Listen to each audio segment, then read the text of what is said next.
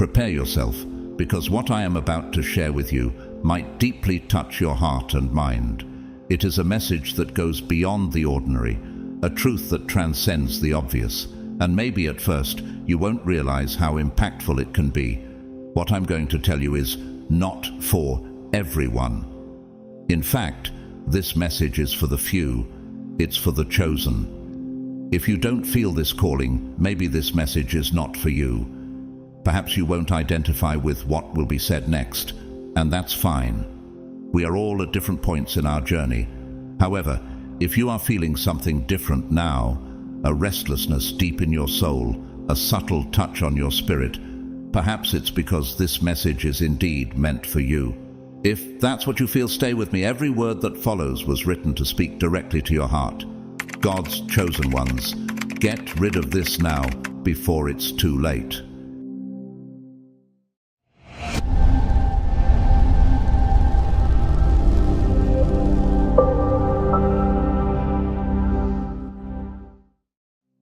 Have you ever wondered why your life seems so marked by challenges and battles?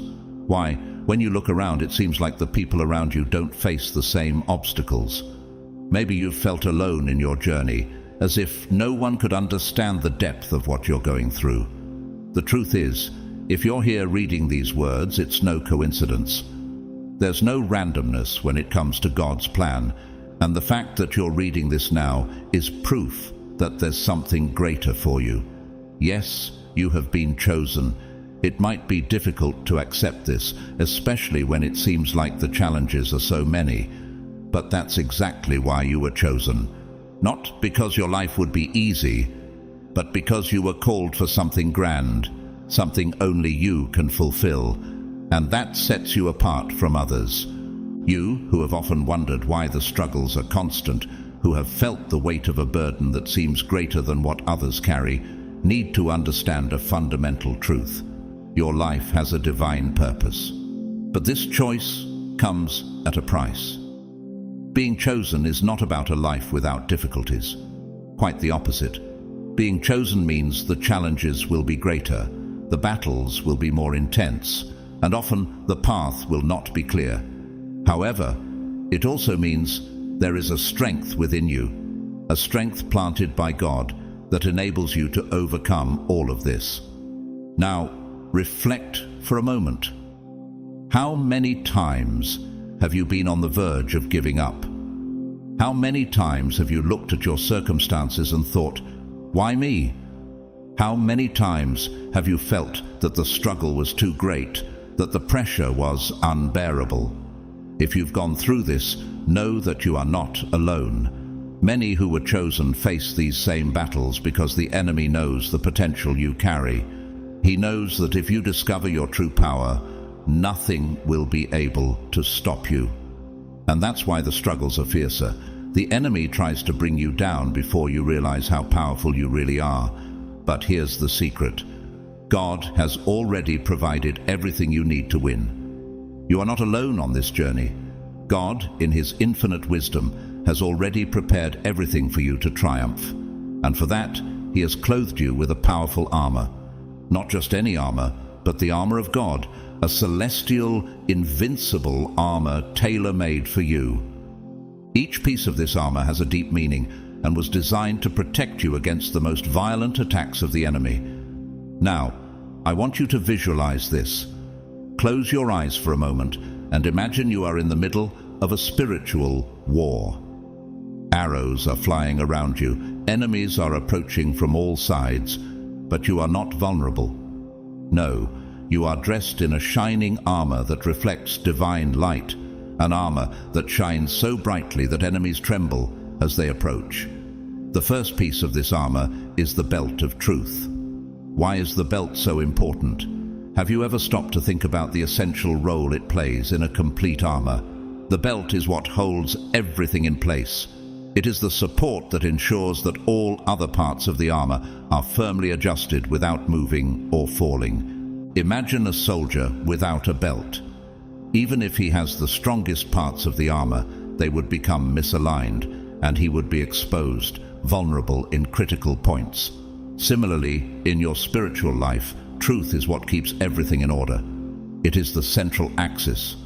Without truth, all other parts of your spiritual armor are loose, without real power.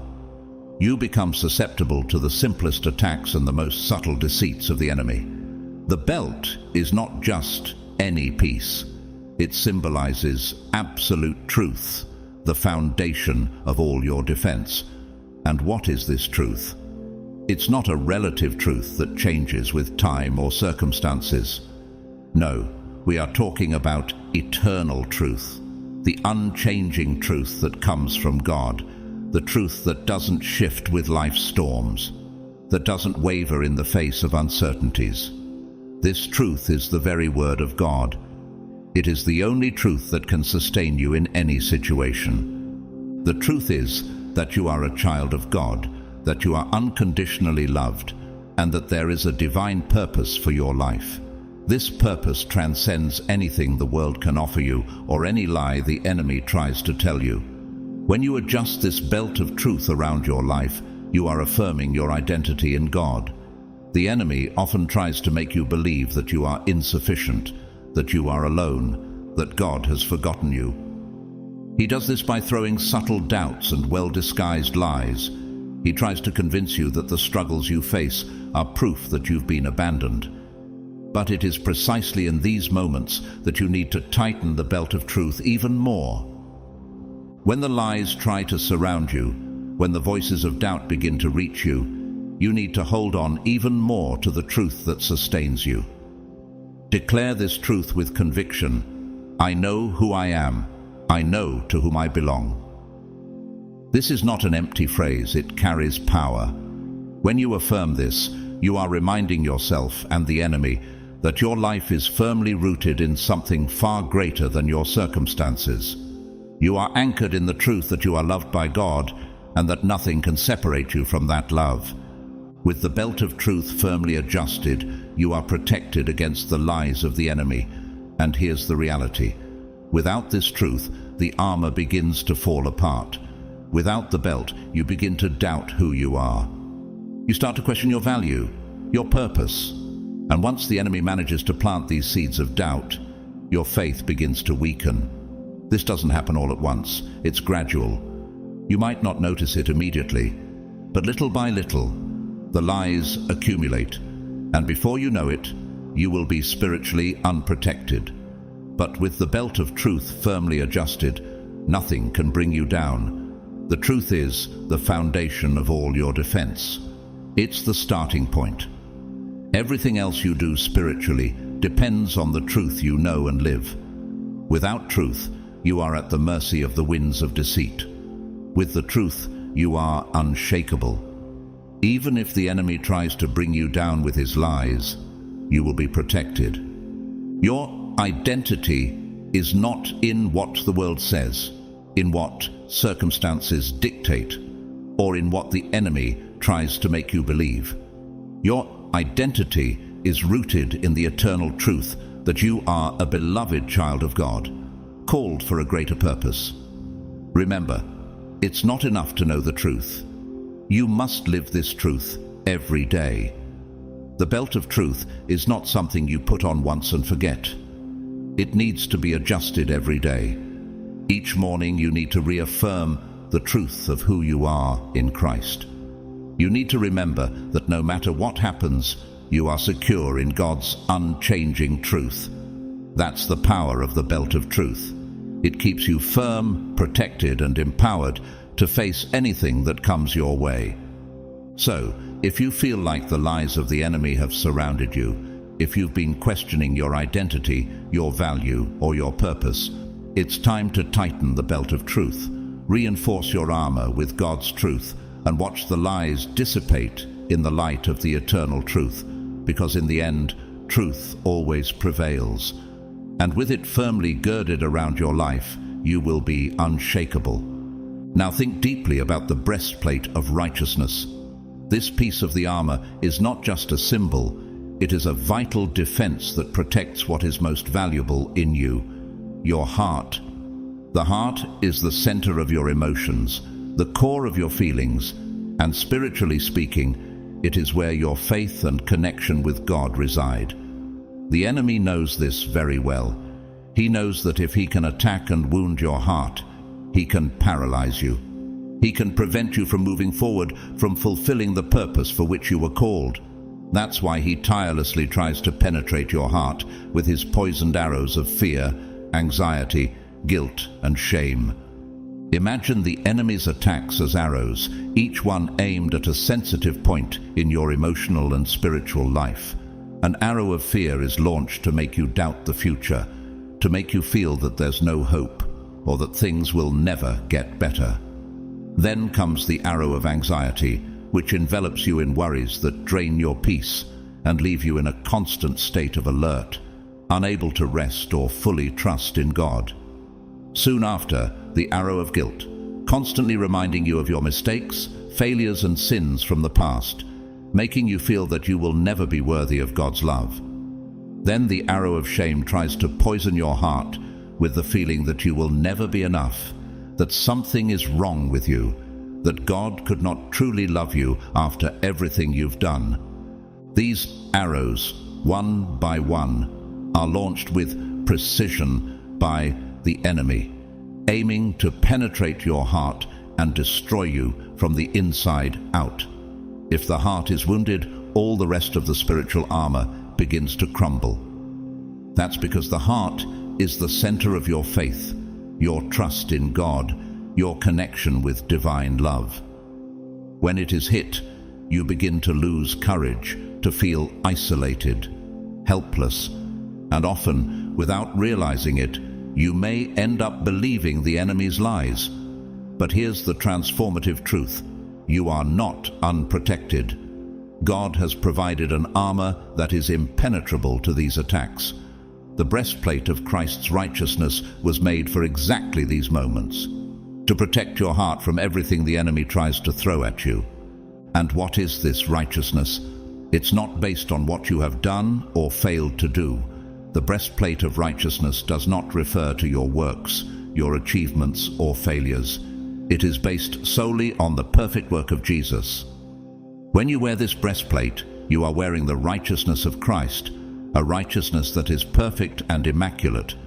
In God's eyes, you are not seen through your sins, mistakes, or failures. You are seen through the perfection of Jesus. And this is a powerful truth because it means that no matter how much the enemy tries to accuse you, you can lift your head and declare with confidence, "I am righteous in God's eyes, not because of what I have done, but because of what Jesus did for me." This is immensely powerful. The enemy may try to convince you that your sins have separated you from God, that your mistakes have led you so far off the right path that there's no way back. He tries to use guilt as an anchor, keeping you tied to your past, trying to make you believe that you don't deserve God's love. But when you wear the breastplate of righteousness, all these accusations become useless. It's as if every arrow thrown at you breaks upon contact with the breastplate. No guilt, no mistake, no failure is big enough to pierce Christ's righteousness. This righteousness is not something you could earn or lose. It is not something that depends on your performance. It's a gift, an undeserved gift given by Jesus through his death and resurrection. And this is what the enemy hates most, the fact that he can't accuse you of something that has already been paid for. Every sin, every mistake, every failure was carried by Jesus on the cross. And when you accept this, when you wear the breastplate of righteousness, you are telling the enemy that his accusations no longer have power over you. The enemy also tries to use shame to weaken you. He wants you to feel unworthy, dirty, inadequate. He whispers in your mind, "How could God love you after everything you've done? Do you really think he accepts you as you are?" But with the breastplate of Christ's righteousness, you can silence these voices. You can firmly say, "I am not worthy because of what I have done, but I am accepted because of what Jesus did. My dignity, my worth, and my identity are rooted in Christ." That's what makes the breastplate of righteousness so essential. It protects your heart against shame. It reminds you at every moment that your identity is not in your mistakes or failures, but in the perfect work of Jesus. The breastplate of righteousness is an impenetrable barrier. When the enemy sees this armor on you, he knows he cannot hit you. No matter how fiercely he tries, his arrows fall powerless before Christ's righteousness. This breastplate is the assurance that you are forgiven, loved, and accepted. It gives you confidence to move forward, even in the midst of the greatest battles, because you know that behind this armor is your heart, protected and guarded by God's hands. And what about the shoes of the gospel of peace? They are a crucial part of the spiritual armor, often underestimated. When we talk about shoes, maybe at first glance, it doesn't seem like such an important piece of armor compared to the shield, the sword, or the breastplate. But actually, the shoes are what allow you to move forward. Imagine a barefoot soldier in the middle of a battlefield full of sharp stones, thorns, and rugged terrain. He might be dressed in strong armor, he might have a sharp sword in hand, but without proper shoes, he will be vulnerable at every step, hesitant, unable to continue his journey. Similarly, in spiritual life, without the shoes of the gospel of peace, you become unable to move forward. Every step is uncertain, every ground is dangerous, and you cannot advance. These shoes, however, are much more than just protection for your feet. They represent God's peace that accompanies you at every step. And it's not just any peace, it's a peace that the world cannot offer. It is called the peace that surpasses all understanding because it goes beyond circumstances, beyond life's storms, beyond the problems and challenges you face. This peace doesn't depend on how things are around you. It is an internal, deep peace born from your trust in God and His sovereignty over all things. It is the certainty that no matter what happens, God is in control. This peace, therefore, is not just calming, it is a powerful weapon. Think of the most difficult moments of your life, those moments of chaos when everything seems to be falling apart around you. Maybe it's financial problems, health challenges, or emotional struggles that seem never-ending. In the midst of these storms, the enemy tries to destabilize you, throwing fear, anxiety, and doubt so that you stumble and fall.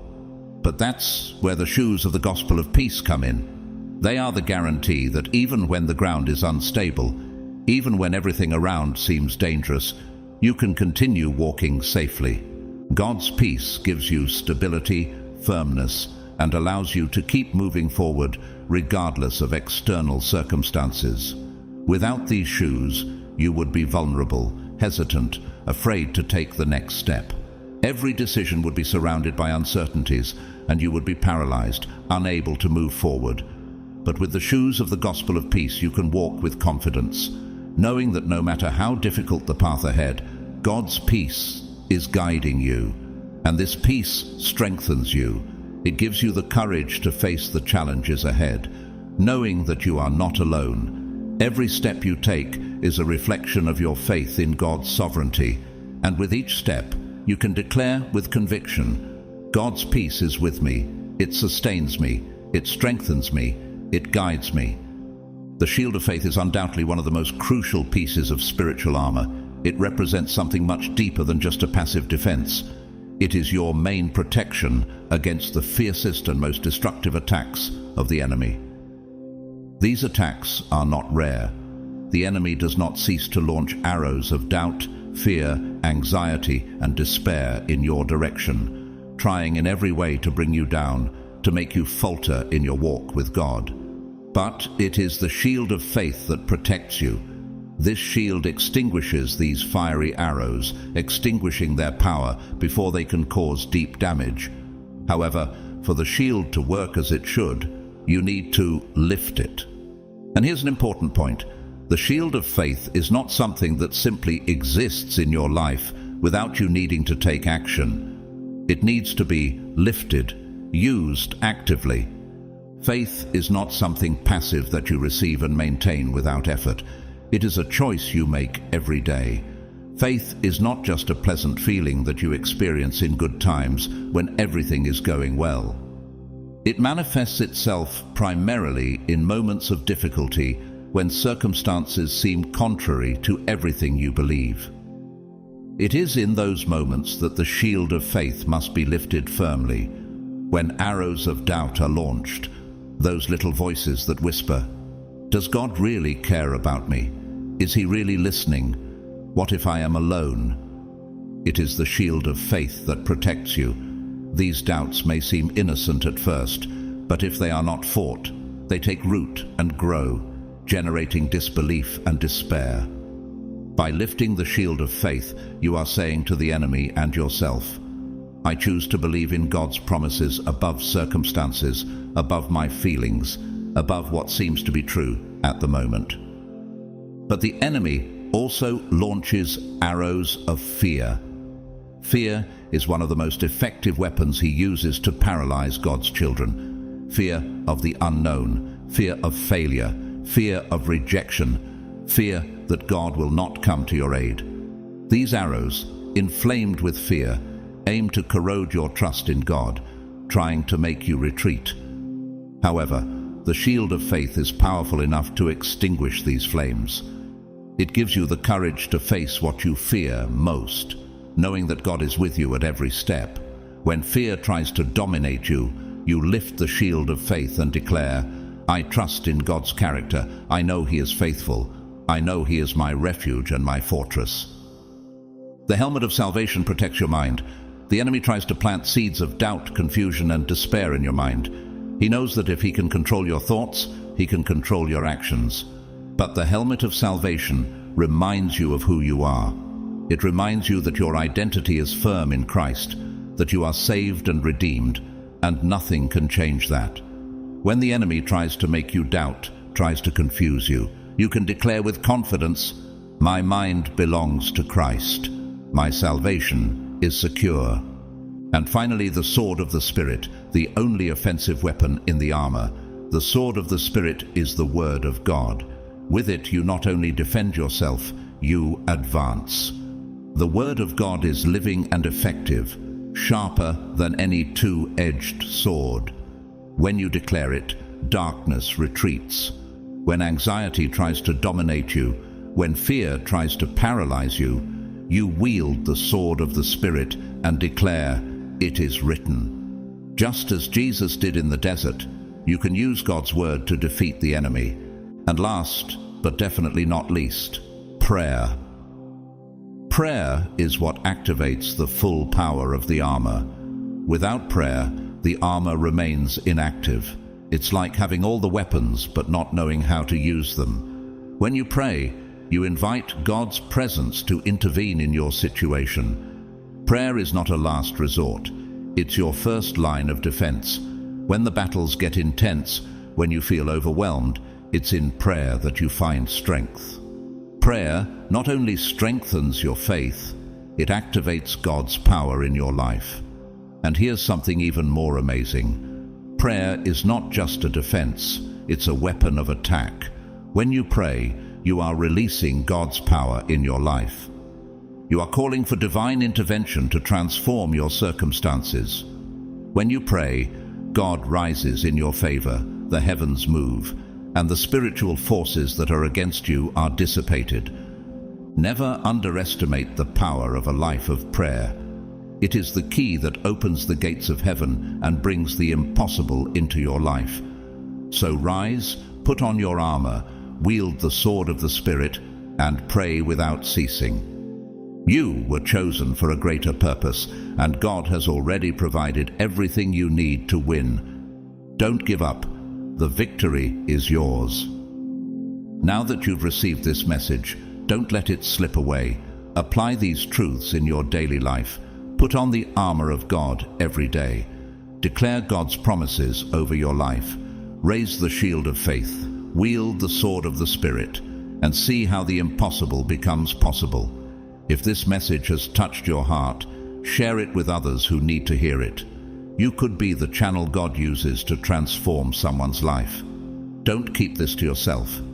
If you are not yet part of this community, sign up, connect, and start participating actively. God is moving mountains. and He wants you to be part of it. Now, let's pray together. Open your heart and let God speak to you at this moment. Heavenly Father, we come before you with humble and needy hearts. We recognize that without you, we can do nothing. You are our refuge, our fortress, our ever-present help in times of trouble. Lord, you know every heart listening to this message. You know the struggles, the fears, the anxieties each one faces. We cry out for your divine intervention. Break the chains that have imprisoned your children. Free them from all anxiety, fear, and doubt. Pour out your peace that surpasses all understanding, a peace that guards our hearts and minds in Christ Jesus. Clothe us with your armor, Lord. Strengthen us with your mighty power. Help us stand firm in faith, to trust in your promises, to walk according to your ways. May your word be a lamp to our feet and a light to our path. Lord, we pray for the renewal of our minds. Help us to fix our thoughts on what is true, noble, right, pure, lovely, and admirable. May we experience the transformation that comes from the renewal of our minds, so that we may discern your good, pleasing, and perfect will. Father, we ask that your presence be felt tangibly by every person praying with us now. May your mighty hand be upon us, guiding us, protecting us, and supplying all our needs according to your riches in glory. We thank you for your unconditional love, for your grace that sustains us, for your mercy that is renewed every morning. We give you our lives, trusting that you are in control and that you have plans for peace and not for harm, to give us a future and a hope. In the name of Jesus, your beloved Son, we pray. Amen. If this message has spoken to your heart, leave a comment with Amen or share what God has done in your life. Your interaction may be exactly what someone needs to find strength and keep going. And don't forget to connect with us, sign up, participate, get involved. There is a place for you here, a community that welcomes you and encourages you to grow in faith. May God bless you abundantly. May His grace be upon your life, and may you experience the depth of the Father's love each day. Remember, you are chosen, loved, and called for great purposes.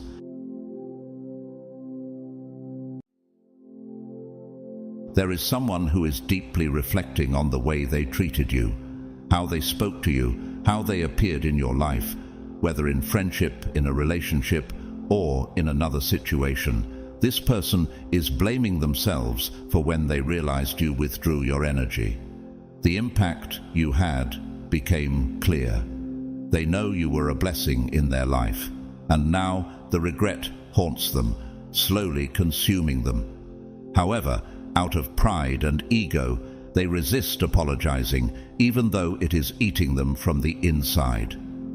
It's important to understand that your position as a chosen one is special. Your energy was a source of peace and healing for those around you, something they only realized when you distanced yourself. The divine presence in your life brought light to dark situations, and now, without you, these people are lost. Many of them are experiencing dreams and memories about you, full of remorse, but they don't know how to return. They know they made mistakes, but are unable to admit it. God's chosen ones, your energy has been restored. Someone carries a great regret.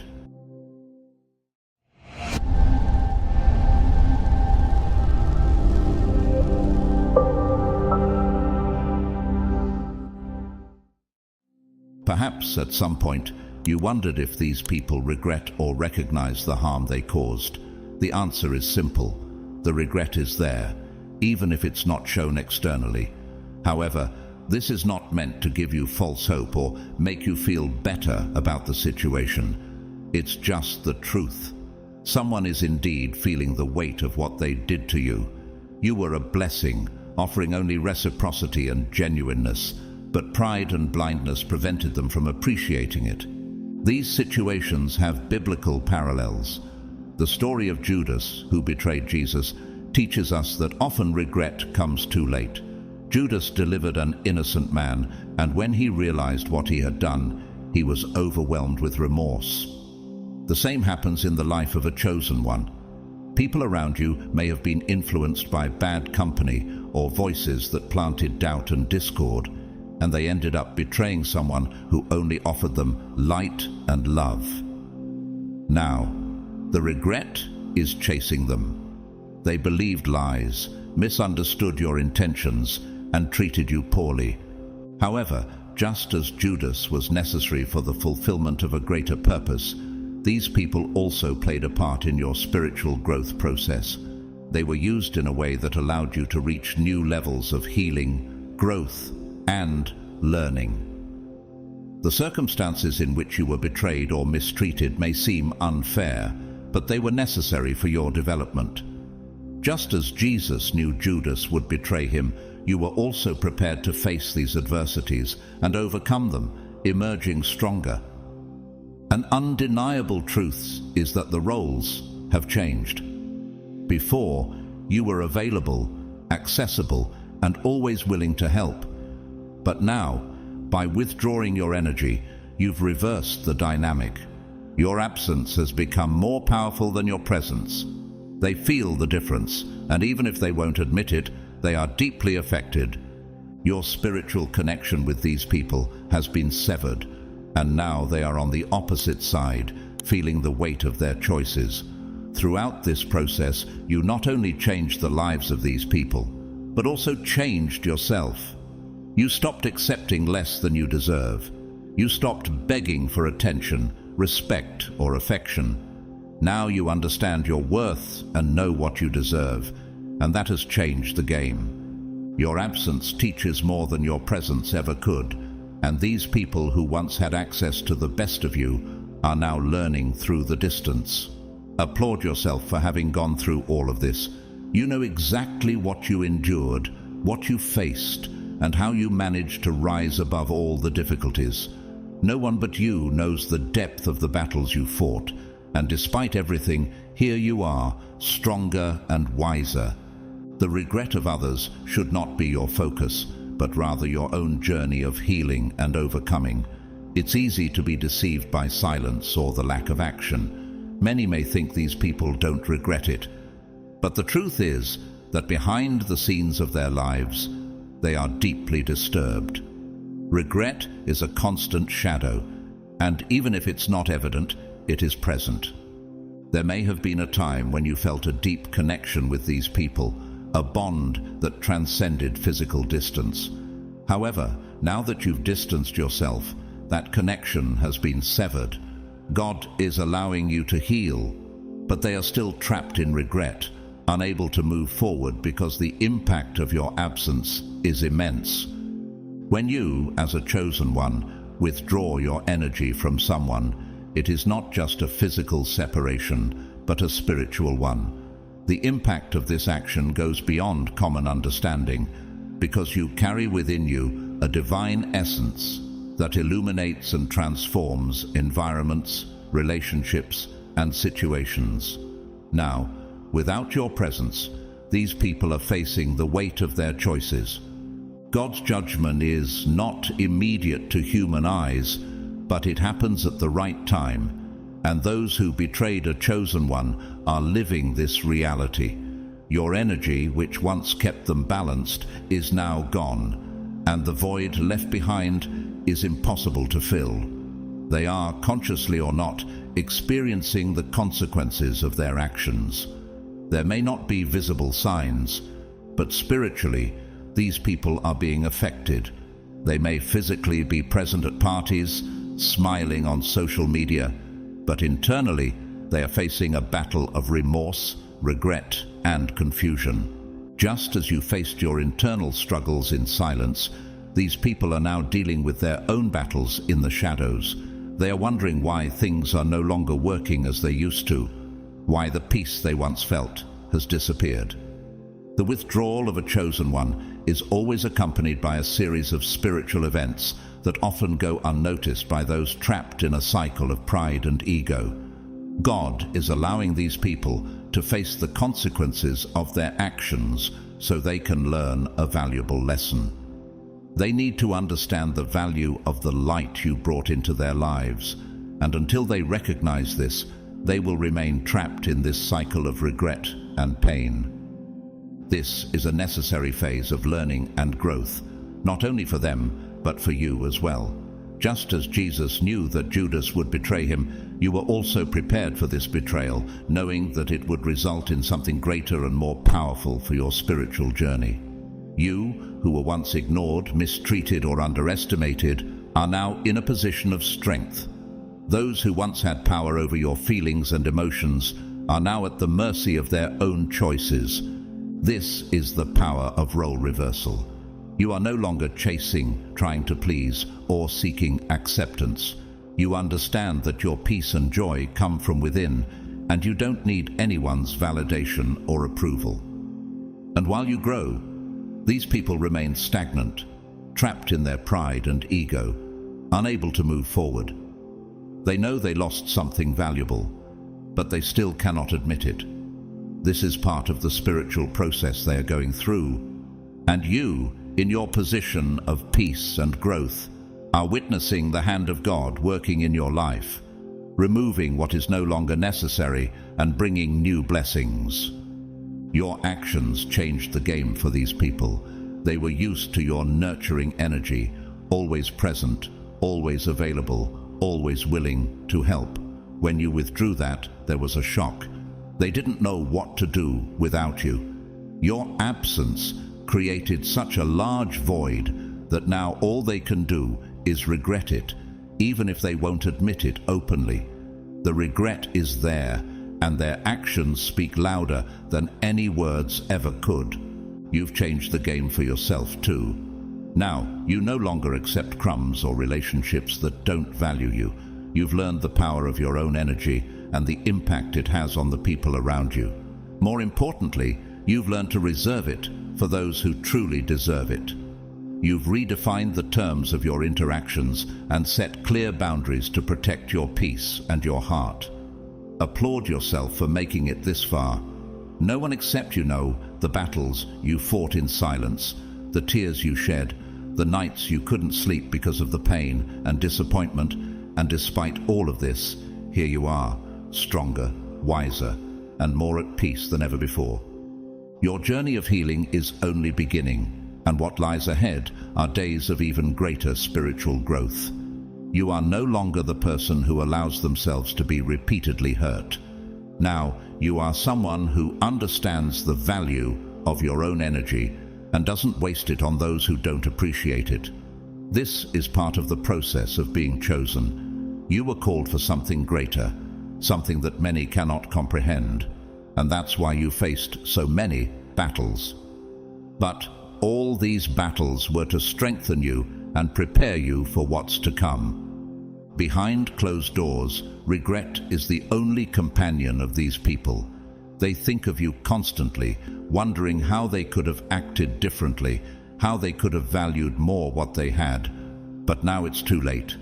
They know they lost something unique, something they won't easily find again, and that is a harsh but necessary lesson for their own growth as well. They cannot stop thinking about you. There may have been a time when the connection between you was so strong that even from a distance you could feel each other, but now that connection has been severed. God allowed you to heal by distancing you from these people so you could find peace and renewal. And while you move forward, they remain stuck in the cycle of regret, unable to move on. The future is full of promises for you as a chosen one. What lies ahead will be greater and better than anything you've ever experienced. The lessons you've learned along this journey have prepared you for something far more magnificent. And while these people remain trapped in regret, you will continue to grow, heal, and move toward the purpose God has for your life. You are a chosen one. You were called to a specific mission, and every obstacle you faced was preparation for what is to come. Now, you are stronger, wiser, and more prepared than ever to fulfill this purpose. Continue walking in the light, knowing that God is with you every step of the way. Regret. This word carries immense spiritual weight, especially when we talk about those who hurt someone special, like a chosen one. Being chosen means that you carry within you a special energy, a divine mission, and when you are mistreated or undervalued, the spiritual impact of those actions resonates both in heaven and on earth. The regret of these people is not just an emotional reaction, but also a spiritual one. They feel, even unconsciously, that they wronged someone of greater importance, someone protected by God Himself. When you, as a chosen one, withdraw your energy, it's not just an ordinary separation. It is the rupture of something aligned with a higher spiritual purpose. Your presence carried blessings, protection, and growth for the people around you. They may not have realized this at the time, but now, in your absence, the void left behind is deafening. This void is filled with regret, and more than that, with a belated realization that they lost a connection to something divine. Many of these people, despite being consumed by regret, are still governed by pride and ego. This is one of the biggest obstacles preventing many from achieving true healing and reconciliation. Ego makes them avoid approaching you to ask for forgiveness, even though their hearts cry out for it. They refuse to show any sign of weakness, but inside they are being destroyed by the weight of their actions. Pride and ego are like invisible chains that keep people captive in their own cycles of pain and suffering. These chains, though unseen, are deeply felt in their lives, preventing them from advancing spiritually and emotionally. When these people hurt a chosen one, they realize on some level that something was lost, something special is gone. However, ego acts as a protective barrier, preventing them from admitting their mistakes. It's as if ego tells them that acknowledging the failure would make them appear weak, and the last thing someone dominated by pride wants is to seem vulnerable. This false sense of power provided by ego creates an illusion of control. They believe that by refusing to apologize or admit they were wrong, they are maintaining control over the situation. But in reality, they are only sinking deeper into their own errors. What they don't realize is that true power lies in vulnerability, in recognizing mistakes, and in the desire to make things right. Ego, however, distorts this truth and prevents growth. The only way to break the cycle is through humility. Humility, often misunderstood, is the key to healing and reconciliation. Being humble does not mean being inferior, but rather having the courage to admit when one is wrong, to recognize that everyone is in a constant state of learning. Humility opens the door to true freedom, as it releases the heart from the bonds of pride and the fear of judgment. However, for many, this is an internal battle difficult to win. They resist humility because they've been conditioned to see vulnerability as a weakness, when in reality it is one of the greatest strengths one can possess.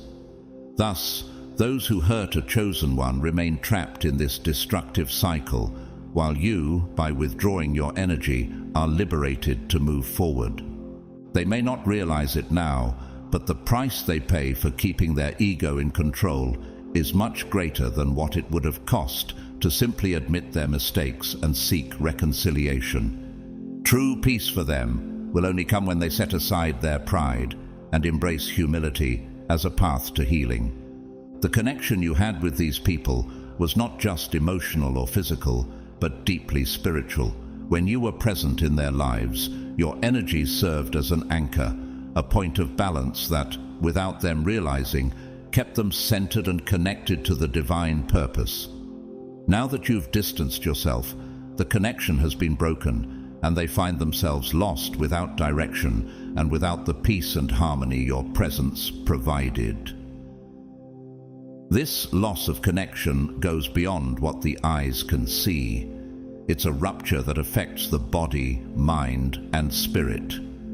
Many of these people may be facing deep internal challenges, such as anxiety, insomnia, or feelings of emptiness. They may not be able to pinpoint the source of these problems, but on some level, they know that the absence of your energy is the cause. This is the spiritual impact of a chosen one. Your presence has the power to heal, transform, and bring peace. When that presence is gone, imbalance sets in. Your journey as a chosen one hasn't been easy. From the beginning, you faced adversities that seemed unfair, betrayals that cut deep, and moments when you questioned your own worth. But each of these struggles was preparation for what was to come. God never allows his chosen ones to go through something without purpose. Everything has a reason. These difficulties serve to strengthen your faith, refine your character, and prepare you for a higher level of purpose and mission. As you faced these challenges, you may have felt alone, as if no one could understand the depth of your pain. But know that God was with you every step of the way. He saw your tears, heard your prayers, and even when it seemed like he was silent, he was working behind the scenes. Every pain you felt, every betrayal you faced, was shaping you into the strong and resilient person you are today. Now, you are at a turning point. What once seemed like a burden is now turning into victory. The pain you endured is being transformed into power, and the struggles you faced are propelling you to a new level of glory and blessings. This is the path of the chosen one.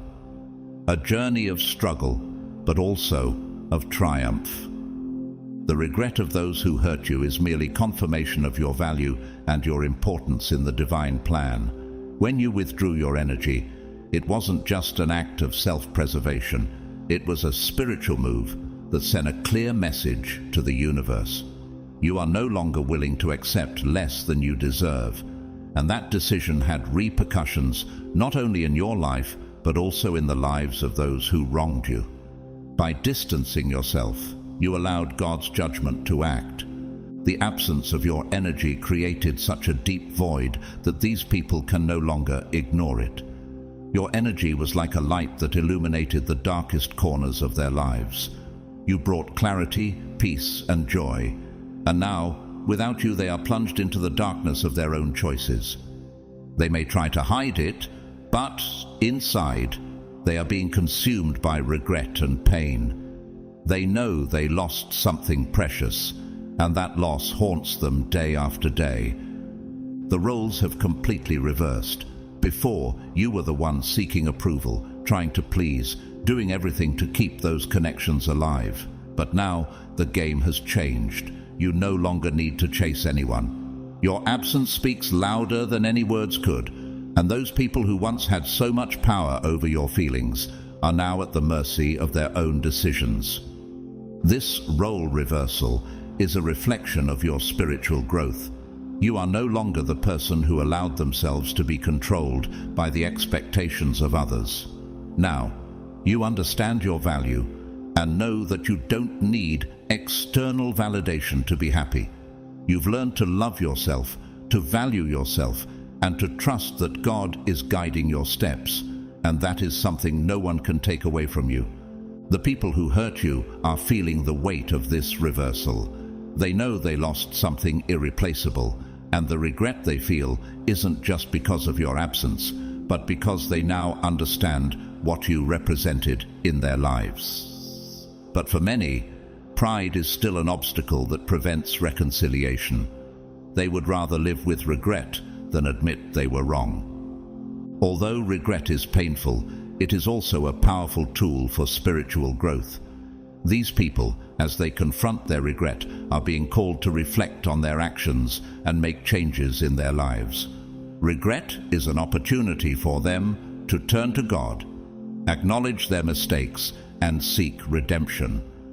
You may think that these people don't regret their actions, that they feel no remorse, but the truth is that they are deeply regretful. What has happened is that with the severing of the spiritual connection between you, you are no longer able to sense this energy. This disconnection was allowed by God so that you could focus on your own healing, so that you could free yourself from the negative influences these people had over your life. Before, the connection was so strong that you could feel what they were going through even from a distance.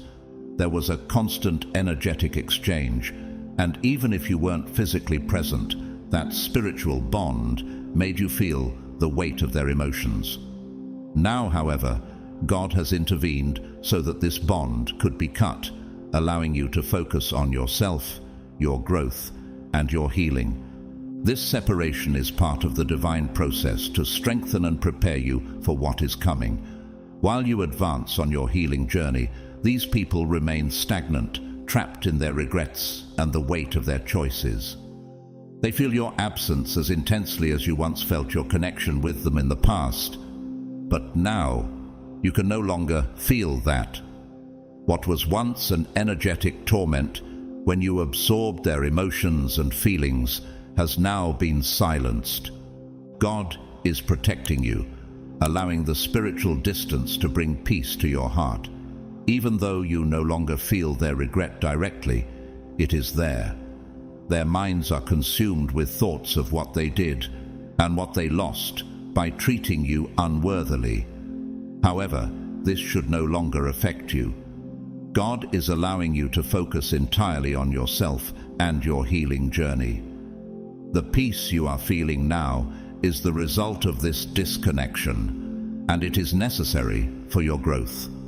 Their regret, no matter how deep, should no longer be the center of your attention. They are dealing with their own spiritual consequences, and you are being elevated to a level where healing and divine purpose take priority. Your energy, which once sustained these people, is now being redirected to yourself, so you can thrive without the chains that once held you to these toxic relationships. Similarly, the regret they feel toward you is a reflection of a greater calling. God is using this experience to work in their lives, to teach them about humility, compassion, and the importance of valuing those He places in their path. And while they struggle with this regret, you are being elevated to a new level of understanding and purpose. Now that you are in a place of peace and healing, the future is full of promises. God is preparing something greater and better for you. Every pain you endured, every tear you shed, is being transformed into something powerful. What lies ahead is more than you can imagine. God is opening doors that were once closed, and your purpose is being revealed in extraordinary ways.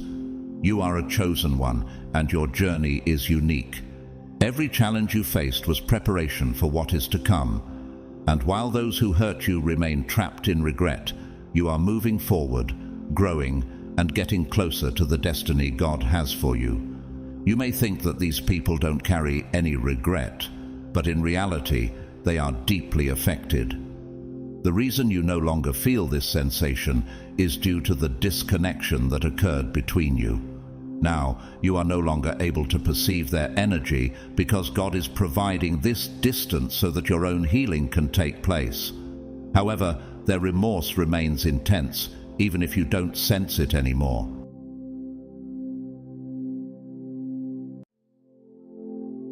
What if I told you that there are secrets that the chosen ones should never reveal? In fact, even you probably have things you never share carelessly. Intriguing, isn't it? But it's true. There is immense power in silence, a power that often goes unnoticed. In fact, silence can be the most powerful statement you ever make. By remaining silent, you maintain an air of mystery. You become less predictable and therefore less vulnerable. Silence is a way of protecting your heart and your plans. It's a strategic move to keep your opponents in doubt and off balance. In this revealing video, I want to share 5 crucial things that God's chosen ones should never reveal or discuss publicly. Some matters should be kept private, just between you and the Lord. Keep watching until the end to discover the 5 things you should never reveal to anyone. Let's explore these exclusive revelations together. If you are God's chosen ones, never reveal these 5 things to anyone.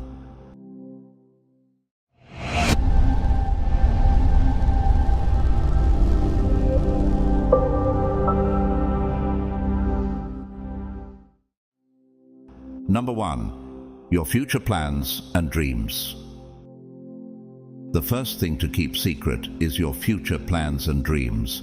This is because the enemy has limited access to reading your future. He operates best when he works on assumptions. The more information he can gather from your casual conversations, the more ammunition he has to sabotage God's intentions for you.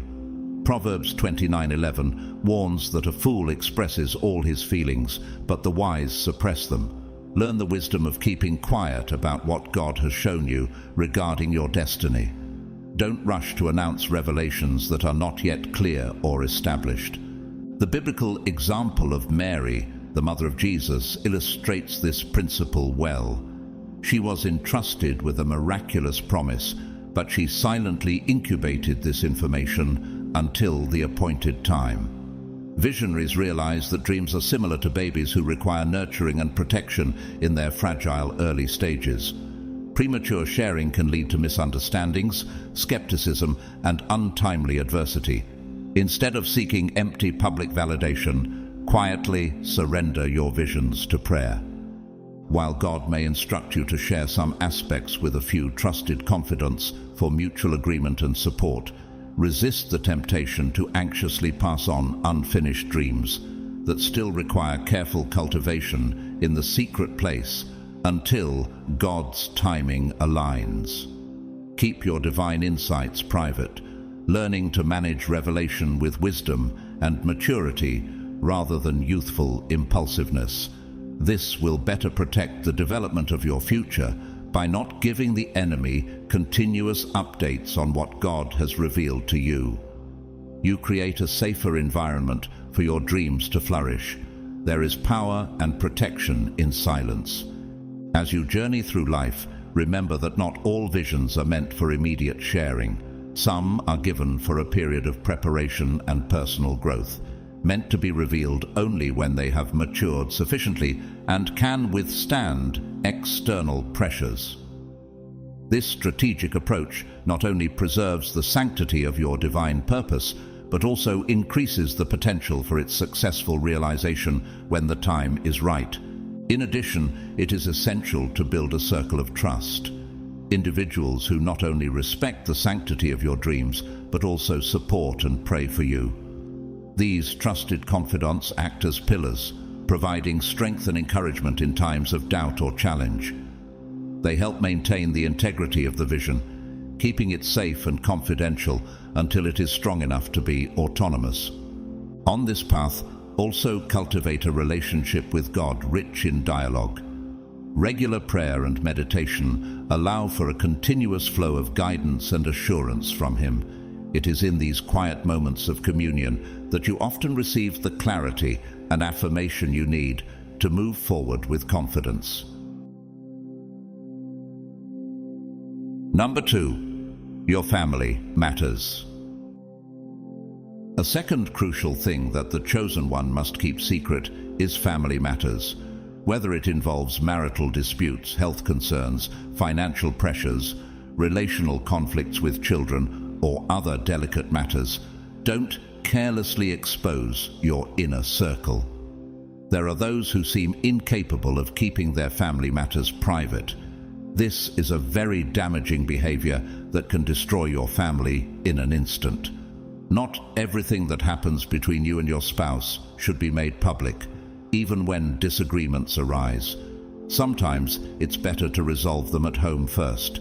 It shouldn't become a public spectacle for others, because you can't keep things to yourself. Most of the people you share your family problems with have their own problems, but they don't share them with you. So why would you pass on your own family's problems to other people? It's actually a very poor idea. Yes, it's often said that a problem shared is a problem halved, but that doesn't apply to all cases. Sometimes it depends on who you're sharing your problems with. Sharing with the wrong person means that a shared problem becomes a multiplied problem. Proverbs 17 tells us that whoever promotes love covers an offense, and 1 Peter 4:8 says, "Above all, love one another deeply, for love covers a multitude of sins." Avoid oversharing personal issues on social media or engaging in casual gossip with co-workers and neighbors. Don't provide legal access to vultures looking for an opportunity to criticize. Don't make your family vulnerable by exposing their faults to a fault-seeking public. As the priest of your family, deal with matters privately and protect your inner circle from unnecessary scrutiny. Seek help only from spiritually mature counselors who respect confidentiality. Imagine if Mary had run to her cousin Elizabeth, complaining about her fiancé Joseph's initial decision to leave her upon discovering her pregnancy. This family matter required wisdom and privacy. Don't take the enemy's bait that leads you to become resentful or bitter towards your loved ones. Avoid slander that poisons the way others see your family. Any dysfunction is an opportunity to extend more grace and forgiveness. God wants to heal and restore relationships, but in a context of love and secrecy, not exposed drama. Learn to hold back instead of throwing stones through impulsive oversharing that can never be fully retracted. Handling family matters with such care not only preserves your family's unity and dignity, but also aligns with biblical wisdom, fostering an environment where healing and reconciliation can truly take place. This approach ensures that your family remains a sanctuary of trust, away from the prying eyes and harsh judgments of the outside world. Keeping a low profile on family matters helps protect the reputation and emotional well-being of each member. It protects both children and adults from the potentially damaging effects of public scrutiny or gossip, allowing them to resolve personal issues without additional external pressures. In the larger scheme of things, your role in managing these sensitive issues with discretion and wisdom not only serves your immediate family, but also sets a positive example for others. It teaches the value of privacy, the importance of dealing with conflicts internally, and the power of unconditional love and forgiveness. Number 3, your first victories and breakthroughs. A third area of discipline for God's chosen ones is learning to keep their first breakthroughs and victories a secret. When God grants us favors, promotions, financial increases, or new opportunities, it can be tempting to immediately alert the media. Proverbs 21:5 tells us that the plans of the diligent lead to profit as surely as haste leads to poverty. Your discovery is still fragile. Wait for God's time before revealing it publicly. Impatience can cause you to miss out on the fullness of the promise. When King Saul was anointed, the prophet Samuel told him in 1 Samuel 10, "Once these signs are fulfilled, do whatever your hand finds to do, because God is with you." He didn't say to announce on Facebook that God is with you. It was a sacred secret. David defeated Goliath when he was still a novice warrior. If he had started boasting prematurely, the enemy could have eliminated him quickly before his reign was established. But David remained silent, waiting on the Lord for his next steps. For example, let's say that God grants you great success in business right from the start. Avoid the spotlight until your growth has stabilized. Joseph is an example of this, not boasting about his gifts until he was mature and ready to lead. Announcing an incipient advance is an invitation to spiritual attacks, envy, and unnecessary competition. It is wiser to establish the vine quietly before revealing the fruit. Rooting in mysterious maturity confuses enemies. Young entrepreneurs often make this mistake, proudly declaring the initial traction of a business that is not yet stable or permanent. Avoid hasty publicity that tries to capitalize on quick wins that are not yet consolidated. There will be time for more public celebrations later.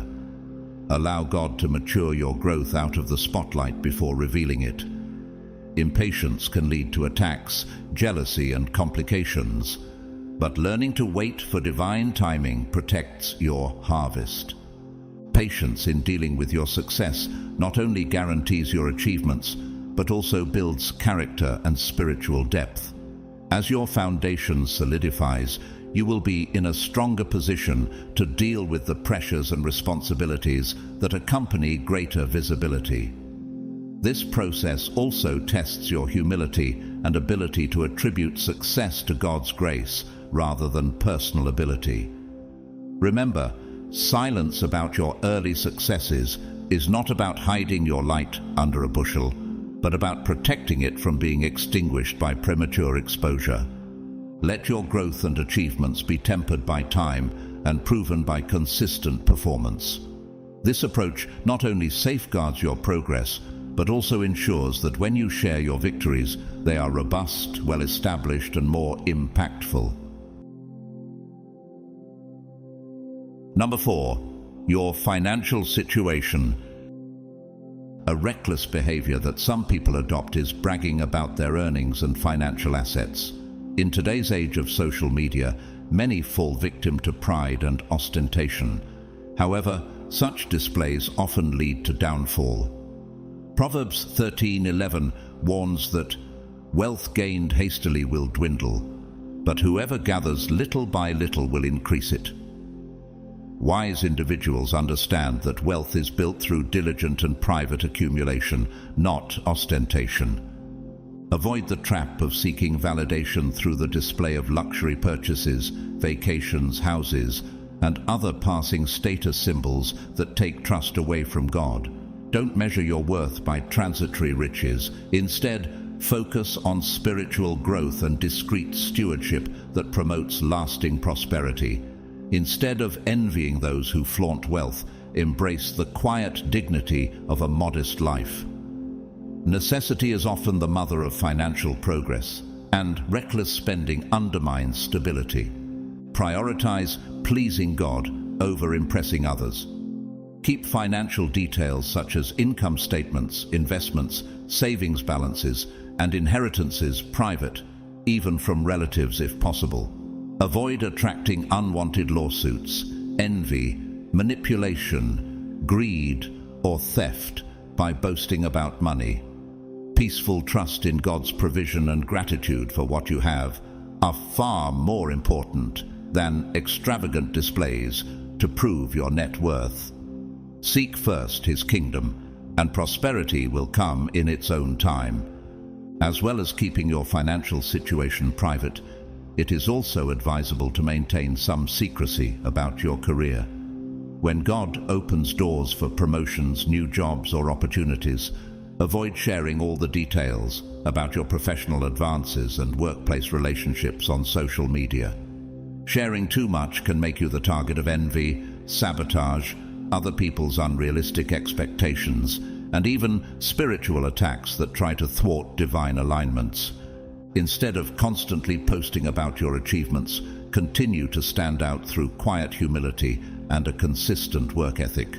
As Proverbs 27:2 states, "Let another praise you, and not your own mouth." It's okay to discuss overall progress with trusted mentors and family members, but resist the temptation to publicly flaunt every milestone and title. Where envy and pride lurk, divine promotion occurs effortlessly when we allow God to elevate us naturally at the right time while focusing on obeying His voice. Furthermore, keeping a low profile about your financial and professional advancements doesn't mean you're not proud of your achievements. On the contrary, it means a deeper understanding and respect for the sanctity of your personal journey. It fosters an environment where your actions speak louder than your words, allowing your success to be recognized through its impact and sustainability rather than through ephemeral acclaim. Number 5, your spiritual encounters. It is vital that the chosen ones protect certain spiritual encounters and experiences, such as dreams, visions, angelic visitations, prophecies, and other divine mysteries revealed to you. Although God may sometimes instruct you to bear witness to uplift others, many intimate moments with Him are meant only for you. Don't hastily turn sacred spiritual events into small talk. Mary's visitation announcing her Immaculate Conception was kept secret until the divinely appointed moment for its disclosure. John was instructed not to record the thunderings he heard in Revelation 10. Paul heard unspeakable things in 2 Corinthians 12, which he recognized should not be divulged. Some revelations are like babies still developing in the womb. If exposed prematurely in the wrong environments, they may not survive. Learn to incubate what God transmits until he directs you to share it openly. Avoid trivializing profound spiritual experiences as mere small talk to satisfy curiosity, or reducing sacred encounters to dramatic sermon illustrations for personal acclaim. Honor the Lord by preserving these intimate moments as private. May the Lord grant us wisdom to know when to speak boldly and when to maintain a wise inner silence. Before him alone, there is safety, power, and beauty in mastering the sacred art of keeping the peace. So, my friends, if you are chosen and fulfill a mission during your stay on earth, you should never reveal or publicly discuss the 5 things explained in this video. Keep a low profile. If you're still around, you're part of the loyal circle of wisdom seekers. Through your support, I can continue creating videos and transmitting enlightening knowledge. Don't forget to subscribe to the channel, like it, and comment if this video resonated with you. Thank you for being part of this community. I wish you a life filled with abundance. May you receive abundant blessings today.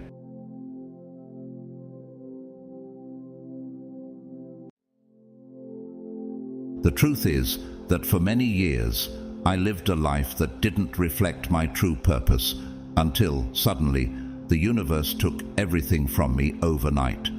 What hurt me the most wasn't the financial loss or the shame, but the loneliness. No friends, no partner, no one to trust. This emptiness led me to seek answers about the meaning of loneliness and what it truly represents for the chosen ones. I discovered that for those called to a higher purpose, loneliness is not a punishment, but an invitation to awaken extraordinary abilities that most people are unaware of. If you are a chosen one, you know that moments of isolation are much more than simply being alone. They are opportunities for deep transformation. It is in solitude that you find yourself, discover hidden strengths, and awaken powers that few can understand. God's chosen ones. 5 superpowers get from being alone that make you different from 80% of people.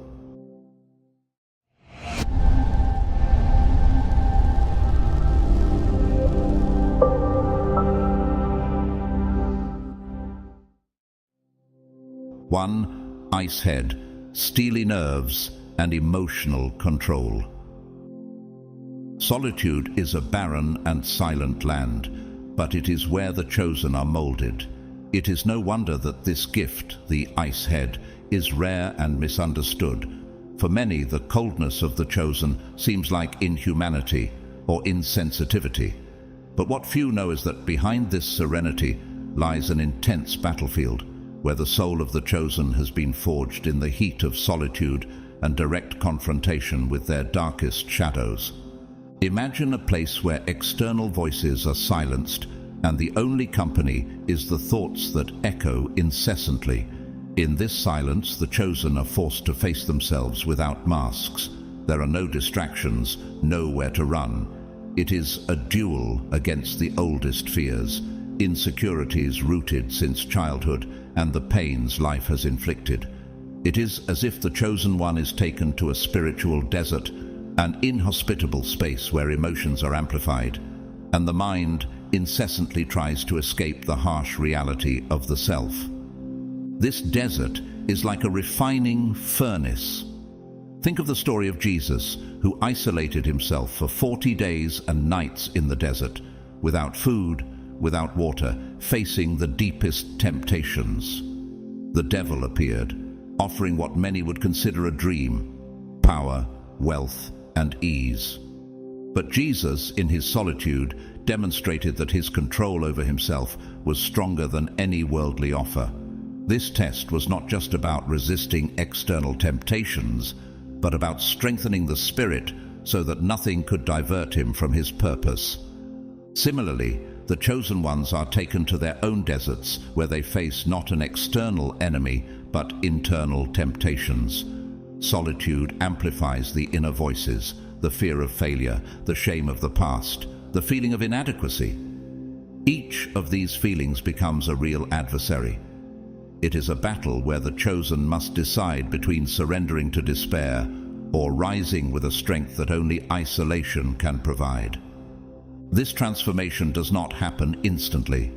Think of an alchemical process where lead is transformed into gold. So it is with the chosen ones.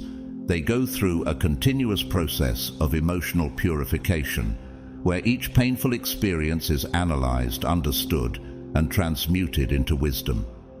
During these solitary moments, the chosen one becomes their own alchemist, working tirelessly to transform their anger into compassion, their frustration into patience, and their fears into courage. Visualize a scene, a chosen one sitting alone, staring at a white wall. There are no distractions, no screens, no sounds besides their own heartbeat. In this oppressive silence, memories resurface, past mistakes reappear, and doubts about the future intensify. This is when the real work begins. The mind tries to flee, but the chosen, with almost military discipline, bring the focus back to themselves. It is a daily training, like a spiritual warrior preparing tirelessly for battles that no one else sees. While many seek immediate relief in conversations, social networks, or other forms of distraction, the chosen face everything head-on. They learn to calm their minds, take a deep breath, and let emotions flow without clinging to them. Each solitude session is a lesson in self-mastery.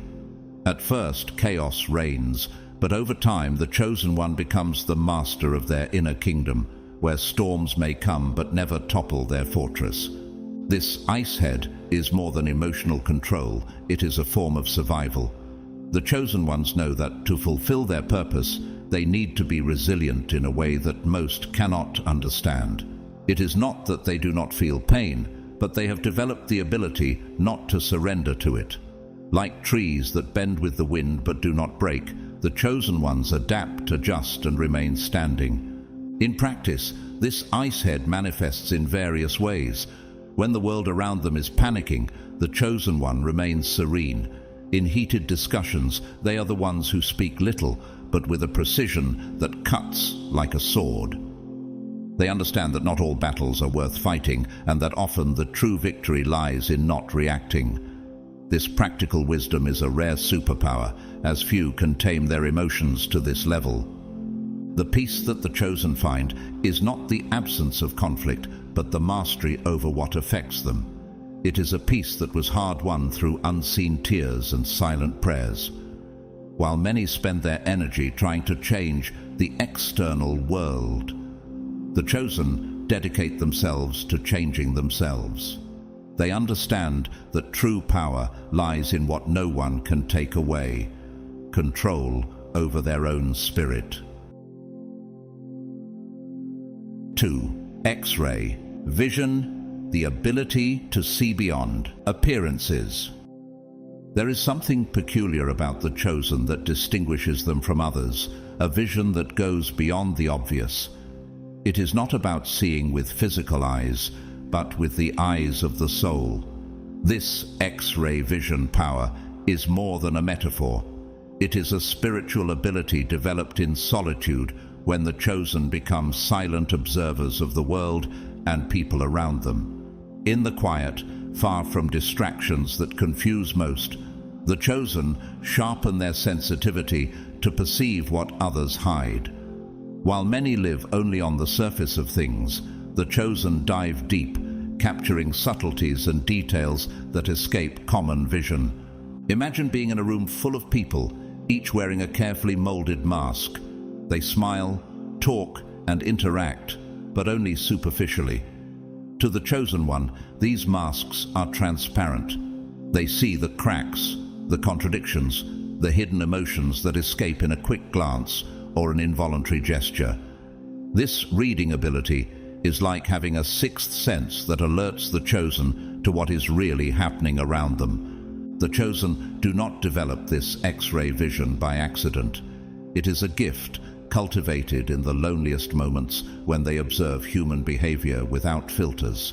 It is as if the world becomes a grand stage, and the chosen one, an attentive spectator, capturing every movement, every word spoken, and, more importantly, what is not said. During these periods of introspection, the chosen hone their perception. They learn to read people's energy, to feel hidden intentions, even when words are sweet and gestures friendly. Think of Jesus, who in front of the Pharisees and doctors of the law saw more than their luxurious clothes or words of wisdom. He called them whitewashed tombs, beautiful on the outside but full of rot inside. Jesus was not deceived by appearances because his spiritual vision allowed him to see the true heart of people. Similarly, the chosen, after many years of silent observation, developed the ability to discern what is authentic from what is false. This ability is invaluable protection in a world where intentions are not always clear. This vision goes beyond words. Often the chosen feel the environment even before anyone speaks. It's that feeling of entering a place and instantly sensing the energy of the space, whether it's heavy, light, tense, or welcoming. This happens because the chosen not only see with their eyes, but feel with their hearts. This deep connection with the environment and people is a rare gift that allows the chosen to navigate the world more safely, avoiding traps and toxic relationships. Imagine being in front of someone who smiles but harbors resentment inside. Most people would accept the smile as genuine, but the chosen perceive the dissonance. They see the weight on the shoulders, the diverted gaze, the silence between words. All of this forms a larger picture that the chosen reads like an open book. This ability makes them almost immune to lies and manipulations, because nothing hidden remains so for long before their sharp vision. One of the secrets of the X-ray vision of the chosen ones is that they have already faced their own demons, and therefore they recognize them when they see them in others. Solitude acts as a master, training the chosen to observe without immediately judging, but with discernment. They do not rush to conclusions because they know the truth often lies in deeper layers. This patience in observing and waiting reveals an uncommon inner strength, because the chosen are willing to see what many prefer to ignore. In the Bible, Jesus shows us an example of this discernment when he meets the Samaritan woman at the well. He sees beyond her appearance and words, revealing truths about her life that she herself tried to hide. The woman was astonished, not only because he knew her story, but because he saw what was in her heart. The chosen reflect this same ability. They not only see the outside, but can read the soul.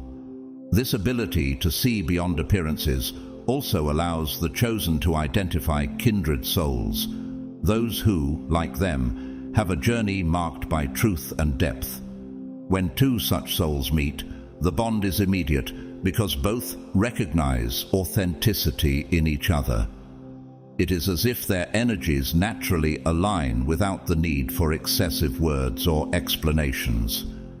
In silence, they develop an almost supernatural sensitivity. They can feel when someone is in conflict, even if their words say otherwise. They perceive the hidden pain in a smile and the fear disguised as bravery. This deep connection with the truth is what sets them apart from 80% of people who often get lost in appearances and deceptions.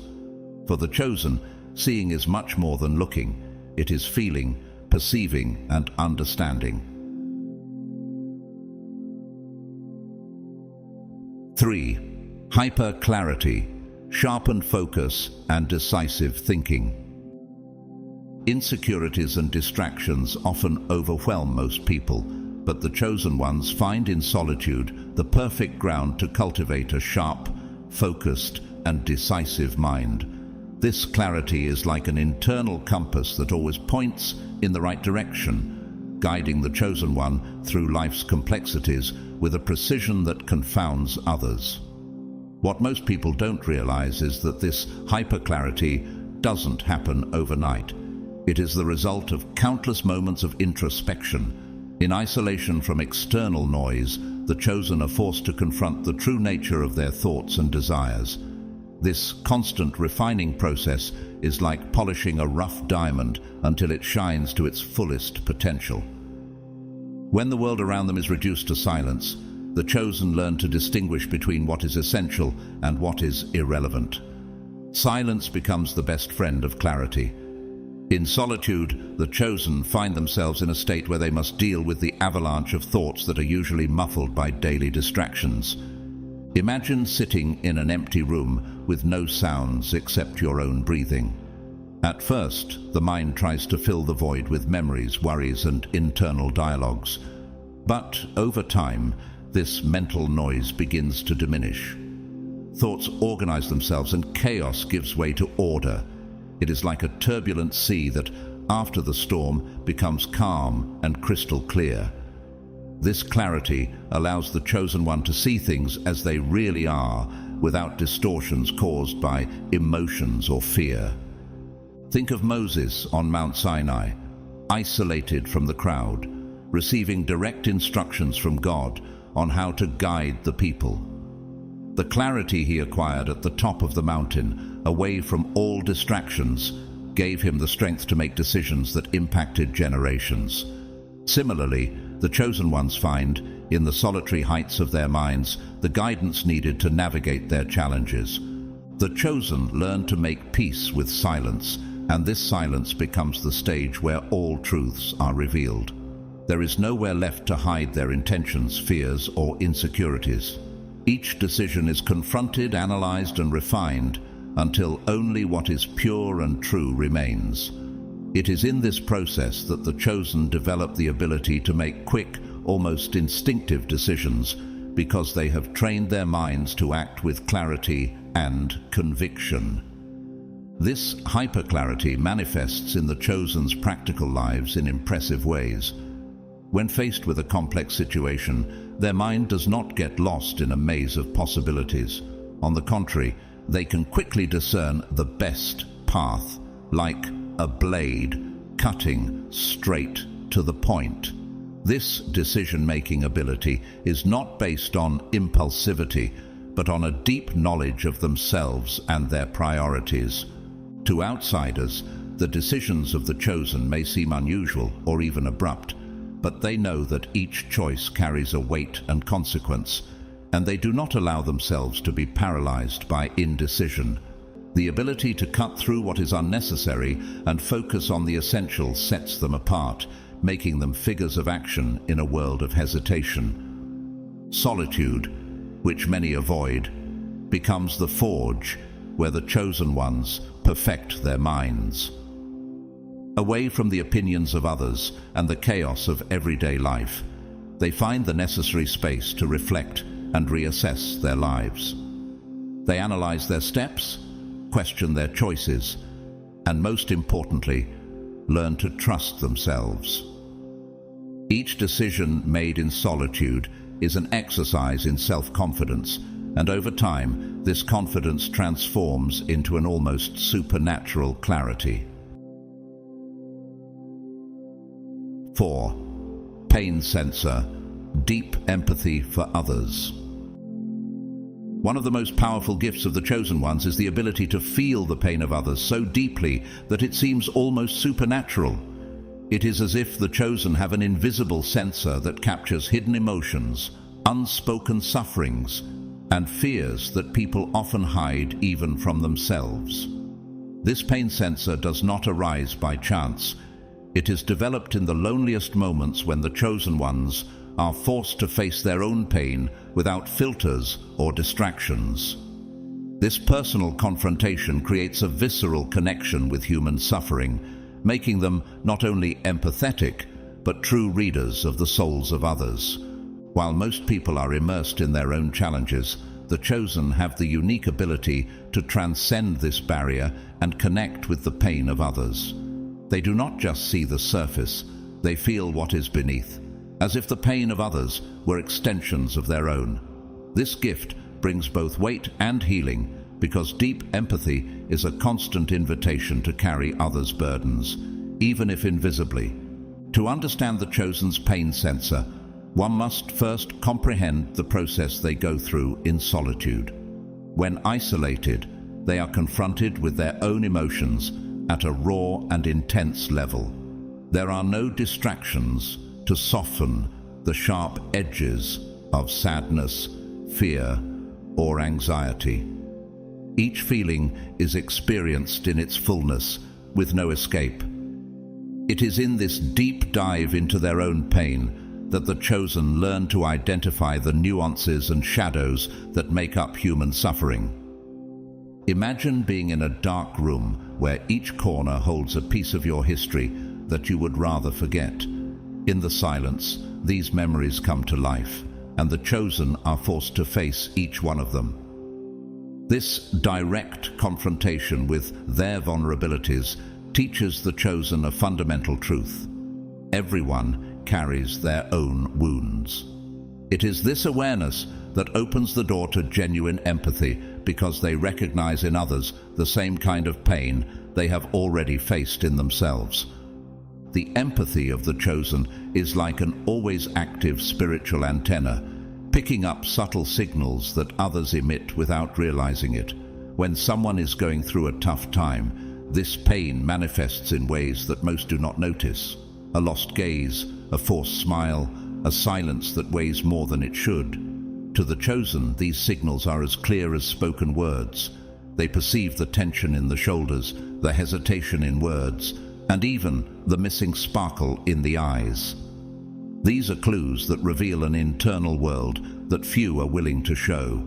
This ability to feel what is unspoken is a rare gift that allows the chosen ones to connect deeply with those around them. It is as if, when looking at someone, the chosen one can see through layers of defenses, reaching directly to the core of their pain.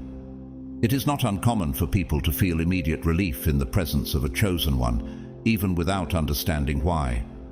They feel seen and understood on a level they barely experience, as if there's finally someone who truly understands without the need for explanations. This gift is not just about feeling others' pain, it is about turning this perception into a source of wisdom and connection. The chosen use their pain sensor as a compass to guide their interactions. They know when someone needs a comforting word, when silence is the best response, or when simply being present is enough. This wisdom, acquired in solitude, makes them not just empathetic, but spiritual guides for those around them. This ability makes the chosen sought after by people looking for support, even without fully understanding why. It is as if, intuitively, people know that the chosen one can offer a kind of invisible healing. They are the confidants who listen without judging, the counselors who offer a new perspective without imposing their opinions. This deep empathy is what makes the chosen true beacons of light in a world full of emotional darkness. 5. Time alchemists, transforming solitude into wisdom and joy. The chosen possess a rare and precious ability, the capacity to transform solitary time into something extraordinary. For them, loneliness is not a burden but a spiritual laboratory where the lead of sadness transmutes into the gold of wisdom and joy. This time alchemy is one of the chosen's most sublime superpowers because it allows them to find a home within themselves where silence becomes a sacred space for growth and self-discovery. While many flee from loneliness, constantly seeking the company of others or distracting themselves with the world's noise, the chosen embrace isolation as a divine opportunity.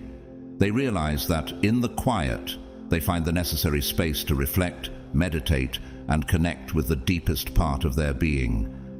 It is in this silence that the magic happens, and time, which for many is a weight, becomes a treasure of possibilities. For the chosen, being alone is like entering a daily spiritual retreat. Even in the midst of ordinary life, Solitude becomes a portal for introspection, where each moment is a chance to dive into the depths of their own emotions, thoughts, and aspirations. In this quiet space, they begin to perceive the layers of life that usually go unnoticed by most. The alchemy of the chosen goes beyond the simple acceptance of solitude. It is an active process of transformation. They do not just tolerate being alone, they celebrate these moments as opportunities for growth. Like the medieval alchemist seeking to turn common metals into gold, the chosen ones work tirelessly to transmute their life experiences into wisdom. This process involves deep dedication to reflection, prayer, and connection with the divine. Think of the figure of the hermit, often depicted in art as someone who withdraws from the world to seek inner truth. Although the chosen do not necessarily need to physically isolate themselves, they carry this mindset. They understand that true wealth is not found in material possessions or external approval, but in the peace and wisdom they cultivate within themselves. This is the true alchemy, turning alone time into a journey of self-discovery and joy. While many go through life without truly pausing to reflect, the chosen use solitude to ask important questions. Who am I? What is my purpose? How can I better serve the world? These questions fuel their search for meaning and guide them towards a life lived with purpose. They know that when time is well spent, every experience, no matter how simple, can become a valuable lesson. This ability to create a home in their own company is one of the greatest achievements of the chosen ones. They become emotionally independent, not out of coldness, but because they have discovered the inexhaustible source of love and acceptance that resides within each of us. They do not seek outside what they have already found within, and for that reason, they live with a lightness and joy that transcends circumstances. So, my friends, the chosen have a special way of turning the game of solitude in their favor. Instead of getting lost in silence, they find a source of strength, clarity, and even joy. They turn alone time into moments of pure connection with themselves and emerge even stronger. And you, have you ever thought about what solitude could teach you if you let it be your ally?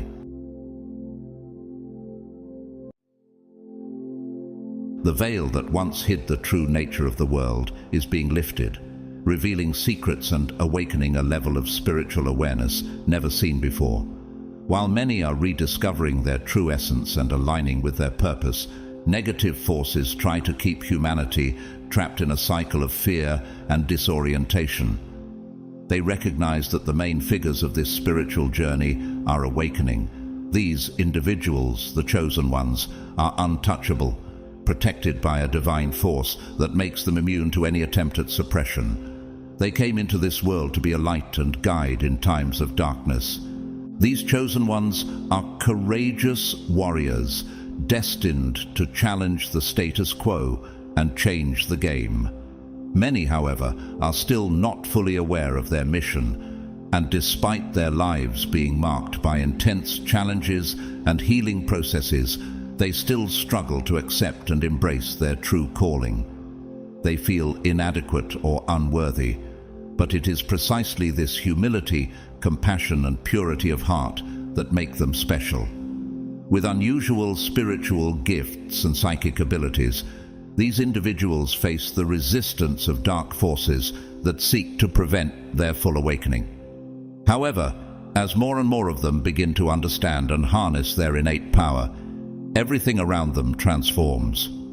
To the chosen ones, I know your journey has been arduous and challenging, but you are here now for a grand reason. Many of you have walked this world in other lifetimes, and in an act of deep love, have chosen to return to assist humanity at this crucial moment. Some have chosen the toughest paths because they understood the importance of their mission.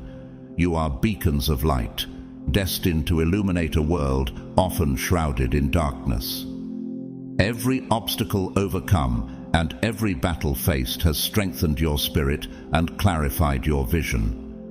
Now is the time to embrace who you truly are, recognize your power, and fulfill your mission with confidence. You are guided and protected by divine forces, and the light you radiate can transform everything around you. Amid the busy routine and never-ending responsibilities, there are clear and powerful signs that you are one of the most extraordinary among the chosen ones. Sometimes these signs manifest subtly, almost unnoticed amid daily commitments. Other times they are like flashes that illuminate your journey, making it clear that you are not here by chance. It is essential to recognize these signs, as they not only reveal your true role in this world, but also strengthen your confidence in the mission you carry within you.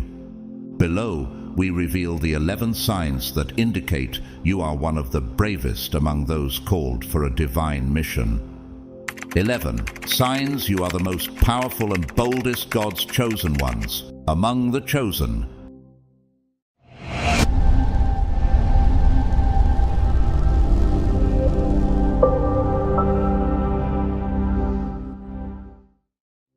One, transforming crisis into bridges to the future. The bravest among the chosen ones not only face crises, but transform them into opportunities for growth and transformation. Life, with its unexpected turns, often places obstacles in your path that test your strength, resilience, and ability to reinvent yourself. While many see only insurmountable difficulties, you have a different perspective, seeing solutions where others see only problems. These crises, which for many could mean an endpoint, for you become the beginning of a new chapter. Imagine a painful divorce, which for most people represents the collapse of a dream and a period of intense pain. For you, this event may have been the necessary push for a personal rebirth. Instead of sinking into sadness, you used the moment to rediscover yourself, resumed a career you had put aside, reconnected with forgotten hobbies, or perhaps found new self-love. Just like Job, who, after facing the worst trials of his life, had his faith rewarded, you understand that these difficult moments are disguised opportunities to strengthen and evolve. Consider the loss of a loved one, a pain that seems overwhelming and endless.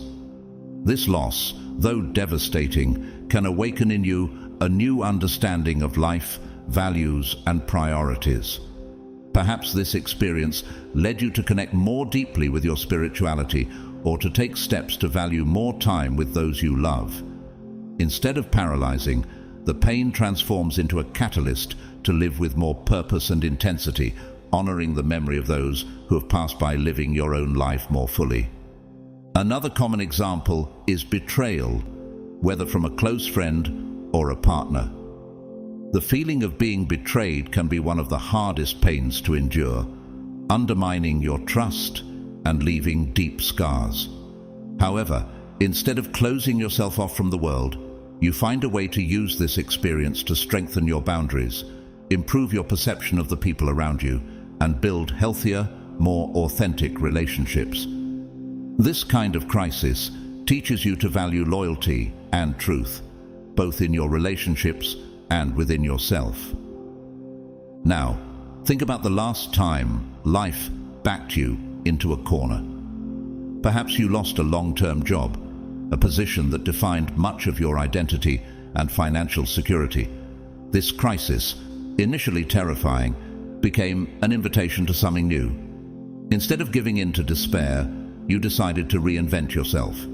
You started your own business, explored a dormant passion, or went back to school to learn something completely new. Every step toward this restart was a challenge, but also a liberation, allowing you to create a life you might never have imagined.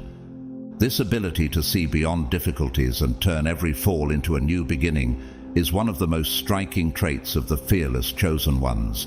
You do not ignore the pain, but embrace it, process it, and use it as fuel to move forward with even more strength. Like gold that goes through fire to be purified, You transform with each trial, stronger, wiser, and more aligned with your true purpose. This ability not only distinguishes you, but also serves as an inspiration to those around you, showing that the greatest battles can become the most beautiful victories.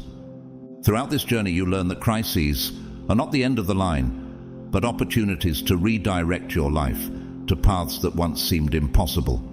You become the architect of your own story, able to rebuild what was destroyed and create a life even richer and more meaningful. Instead of seeing crises as punishments, you see them as valuable lessons. And it is this change of perspective that places you among the bravest and most resilient of the chosen. 2. Visions and dreams that guide your steps. Visions and dreams are not mere fantasies or reflections of the subconscious. For you, they are powerful spiritual tools that guide your path, providing insights and guidance that transcend common understanding. For the bravest among the called, these mystical experiences act as internal compasses, pointing in directions that often defy logic, but are surprisingly precise and necessary for your life's purpose. Many of the chosen have lucid dreams and clear visions that not only reflect everyday dilemmas, but bring direct messages from the universe. These visions can be so vivid and detailed that it is impossible to ignore them. Like Joseph, who interpreted Pharaoh's dreams and thus prepared a nation to face years of famine, you also carry this unique ability to capture messages that come from a higher source. These are insights that the conscious mind could hardly reach by conventional means. Imagine waking up from a dream where you see a repeated symbol or meet someone who offers valuable advice. In the following days, you notice these elements begin to appear in your real life, as if they were signs the universe was trying to send. Perhaps you dreamed of an old colleague, only to meet them days later at an event and discover they have the perfect opportunity for you. These moments are not coincidences. They are confirmations that you're in tune with a larger plan, and that your dreams and visions are direct communications with this divine intelligence. Beyond nighttime dreams, visions during meditation, or even moments of deep relaxation also play a crucial role in your guidance. You may be sitting quietly and suddenly a clear image appears in your mind, an idea, a face, a place. These visions work as immediate answers to questions you were trying to solve, or as guides for difficult decisions. For example, you might visualize a new professional path you had never considered, but which, after the vision, turns out to be exactly what you needed to evolve. These experiences can also offer guidance in conflict situations when fear and doubt take over. Perhaps you are struggling with the decision to move to a new city, accept a new job, or end a relationship that no longer serves your growth. An unexpected vision might appear, showing a future where you have already overcome this phase, living in peace and harmony. These glimpses of the future not only bring clarity, but also a sense of comfort and certainty, as if you were being guided by an invisible hand. Some visions may even seem disconnected or symbolic at first glance, but over time you begin to see how they fit into the challenges and decisions of your life. It is like putting together a puzzle, where each piece is revealed at the right time. These messages can come in the form of spirit animals, repetitive symbols, or archetypal figures that appear to reinforce a specific lesson you need to learn or a path you should follow. For example, dreaming of an eagle flying high might be a message about the need to see your life from a broader perspective, encouraging you not to get bogged down in insignificant details and to keep your focus on your true goal. Similarly, dreaming of a flowing river can symbolize the importance of letting life take its natural course, flowing with changes rather than resisting them. These visions and dreams are like constant reminders that you are not alone on your journey. They validate your choices, guide your steps, and strengthen your connection with the divine. Often you wake up from a dream or leave a meditation with a sense of renewal and direction, knowing that, regardless of the doubts that may arise, you are on the right path. This ability to capture signs through dreams and visions is one of the most valuable gifts of the chosen, as it allows them to access wisdom that goes beyond what is visible. It is a constant reminder that there is a larger plan in action, and that you are being guided, protected, and directed every step of the way. Even when the journey becomes challenging, these visions serve as beacons, illuminating your path and ensuring you are exactly where you should be. 3. The power of your words to transform realities. Being fearless is not just about acting bravely, it also involves the profound impact you have through your words. Your ability to communicate goes beyond mere speech. It is the force that touches people on levels they often do not fully understand. The words you utter have the power to heal, motivate, inspire, and above all, transform lives in ways that seem miraculous. This ability to verbally connect with others is one of the most impressive hallmarks of the chosen, as your communication is imbued with an energy that goes straight to the heart. You are like an architect of realities, with your words shaping thoughts, awakening emotions, and guiding actions. Just as Jesus used parables to reveal profound truths, your words also have the gift of illuminating paths that were hidden or blocked. Whether you are advising a friend, speaking with a coworker, or sharing a reflection on social media, what you say carries a wisdom that resonates with the innermost needs of those who listen. Think about the last time someone approached you for guidance. Perhaps this person was facing a difficult decision, like ending a destructive relationship or changing careers. But your words, spoken simply and sincerely, provided the clarity they were seeking. In many cases, you do not even realize the extent of the impact you have caused. But for those who heard, it was a moment of awakening. Your words are like keys that unlock internal doors, allowing people to access parts of themselves that were dormant or blocked. This ability to speak with power is not something you learned from books or courses.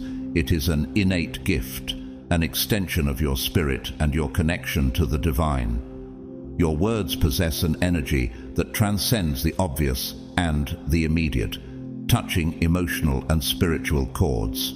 When you speak, it is not just the sound that resonates, but a vibration that echoes dormant truths within people. You can see beyond what is being said and offer exactly what is needed, even when the other person cannot express what they feel. This power of communication can manifest in various ways. In a casual conversation that suddenly turns into a profound moment of introspection, in a comment that makes someone reflect on their choices, or in a simple, "I believe in you," that restores lost confidence. Like a balm for the soul, your words calm internal storms, bringing peace and renewal where there was once chaos and doubt. 4. A purpose that burns within you. The sense of purpose burns deep inside you, and you cannot ignore it, even amid the simplest daily tasks. There is a calling that motivates you to move forward as if there were an inner force guiding each of your actions. This purpose is not about fame, wealth, or recognition, but about fulfilling something greater than yourself. Nehemiah, who rebuilt the walls of Jerusalem amid enormous challenges, knew he was fulfilling a vital mission. Similarly, you feel there is something you need to do, something only you can accomplish. You might find yourself volunteering in a community project, mentoring young people in need of guidance, or creating something that benefits others in ways you cannot even imagine. This sense of mission makes you get out of bed every day, even when everything seems difficult. You know your journey has an impact, however small, and that your role is crucial to the whole. This inner fire is what distinguishes you from others and keeps you walking, even when the path is arduous. 5. Setting boundaries that protect your peace. In a world where energy is constantly drained by people, situations, and demands, knowing how to set boundaries is an art you have mastered. You understand that to fulfill your mission, it is necessary to protect your inner peace and spiritual energy. This might mean saying no to invitations that do not resonate, cutting ties with people who bring negativity, or simply setting aside moments to be with yourself. Like Jesus, who withdrew to pray and recharge, you recognize the importance of these moments to maintain your strength. These boundaries are not barriers, they are bridges that connect you to what truly matters. Perhaps you have distanced yourself from a friendship that left you feeling drained, or you've decided to disconnect from social media to avoid unnecessary comparisons and anxieties. Every choice to preserve your peace is an act of self-love and an essential step to staying focused on your purpose. You know you cannot give your best to others if you are not well with yourself. 6. Synchronicities that keep you on the path. Have you ever felt that certain things happen at the exact moment you need them most? Perhaps you met someone who offered the help you were looking for, or stumbled upon a book that brought answers you didn't even know you needed. These synchronicities are more than mere coincidences. They are confirmations that you are on the right path. They act as road signs, guiding you precisely when you need it most. Imagine thinking about changing careers, and suddenly an old colleague contacts you offering exactly the opportunity you were seeking. Or maybe, in a moment of doubt, you read an inspiring phrase that seems to have been written especially for you. These coincidences are the universe's way of validating your path and assuring you that you are not alone in your journey. Each one serves as a reminder that you are aligned with a greater plan, reinforcing the certainty that you are guided and protected. 7. Constant connection with the divine. For you, the connection with the divine is not just a sporadic event. It is a continuous communion that guides your actions and choices, whether through prayer, meditation, or simply moments of introspection. You feel the presence of a higher force that accompanies you. This deep connection goes beyond religions or dogmas. It is an intimate feeling of being guided, protected, and strengthened. Many of the bravest find comfort in knowing they are never truly alone, even in the most challenging moments. It is that inexplicable peace that arises when you need it most, that inner voice that guides you to follow an apparently uncertain path, but which deep down you know to be the right one. Just like Paul, who found the strength to move forward even in the darkest prisons, you also find comfort and direction in this unbreakable connection with the divine. 8. Solitude as a space for rebirth. While many fear loneliness, you see it as a necessary space for healing, reflection, and growth. It is in moments of solitude that you reconnect, reassess your journey, and rediscover your deepest truths. This silent space, away from the world's noise, allows you to strengthen and rediscover yourself. Elijah, who withdrew to a cave and found God in the silence, exemplifies how moments of solitude can be revealing. Perhaps it is during a solitary walk, an afternoon reading a book, or even a simple breakfast in silence. These moments are sacred because they allow you to feed yourself spiritually and prepare for the battles life presents. Solitude for you is not isolation. It is a reunion with yourself and your mission. 9. Wisdom illuminates the path. These are not just common ideas, they are profound insights that arise without warning and bring immediate clarity. During a simple task like washing dishes or driving, suddenly you have a revelation that changes your perspective. These spiritual downloads function as direct responses from the universe, guiding you in moments when you need it most. Think of that moment when, without expecting it, you understood something you had been trying to solve for days. These flashes of wisdom are not accidental.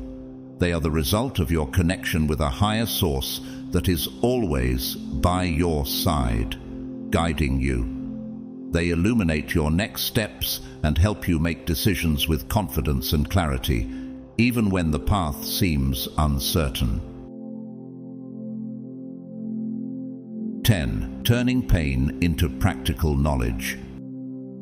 The brave among the called know that life's pains are not in vain. Each challenge faced is an opportunity for learning, and instead of letting yourself be overcome, you turn these experiences into practical wisdom. A mistake at work becomes a valuable lesson. A love disappointment teaches you about self-confidence, and each fall is a step toward your best version. Like Joseph, who was sold as a slave by his own brothers, and yet became a powerful figure in Egypt, you use adversities as levers for growth. You do not ignore the pain, but embrace it, understand it, and transform it into something you can use to strengthen your spirit and guide others. 11. Sensitivity to energies around you. You possess a keen sensitivity to perceive the energies of environments and people. This ability allows you to navigate situations with discernment and make decisions based on more than just logic. You sense when something is out of tune or when you're in the right place with the right people. This energetic sensitivity is like a radar that helps you avoid traps and align with what truly elevates your soul. It might be an invitation that seems harmless, but you feel you should not accept, or a project that, even risky, you know will bear good fruit. Just as Solomon asked for discernment to rule with wisdom, you use your perception to make decisions that keep you on the right path. These 11 signs are not just characteristics that set you apart. They are living evidence that you are one of the bravest among the chosen, destined for a greater purpose and guided by forces beyond human comprehension. They confirm that you are aligned with your mission and that, regardless of the challenges, you have everything you need to continue lighting the world. Each experience, each revelation, and each moment of introspection strengthens your journey and inspires those still searching for their own path. Remember, human approval is irrelevant when you have divine endorsement, which surpasses any earthly validation. No matter the current situation, the chosen one always triumphs in the end. If victory has not yet come, it is because the journey's end has not yet been reached. You are destined for greatness, and that victory is guaranteed. As a chosen one, each stage of your life, whether in moments of solitude serving others or facing great challenges, is directing you to a higher purpose. Face periods of isolation as opportunities to prepare and rediscover yourself. Use your blessings to elevate those around you and stand firm in the face of adversity, confident that the final triumph is certain. If you feel oppressed by the weight of circumstances now, know that you are only in the middle of the story. Every great narrative has its ups and downs, and in the end, the chosen one always wins. Your current struggles are not in vain. They are shaping you and preparing you for the next level of your life. Have faith in yourself, believe in your abilities, and trust that you are being guided by a divine force. As lonely or arduous as the journey may seem, you are never alone. Do not give up. The closer you are to reaching the top, the more challenging the path may be. But keep moving forward with determination and focus, certain that the best is yet to come. Stop denying your true self and embrace your purpose with courage. Leave doubts behind and fully surrender to your calling. Deep down, you always knew you were one of the chosen. Every battle you faced was meant to prepare you for your mission, Even when you felt out of place or different, these feelings always pointed to your divine purpose. Look closely at the signs around you. They have always been present, guiding your steps. You were born for this. Step forward, take your place, and embrace the greatness you are called for. The world needs you, and your light is essential for the transformation that is to come. Your moment to shine is coming, and when it does, it will be glorious.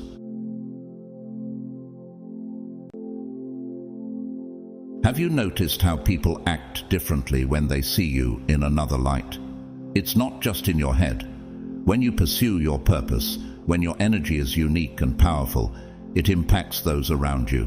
Whether it's because of your unwavering faith, your commitment to your worldview, your honesty, or simply because you are a spiritual person, others feel it and don't know how to react. This special ability causes people to behave strangely and uncomfortably. They become frustrated, change their attitude, and you wonder why they can't handle it. It's sad because you follow your own path and live your truth.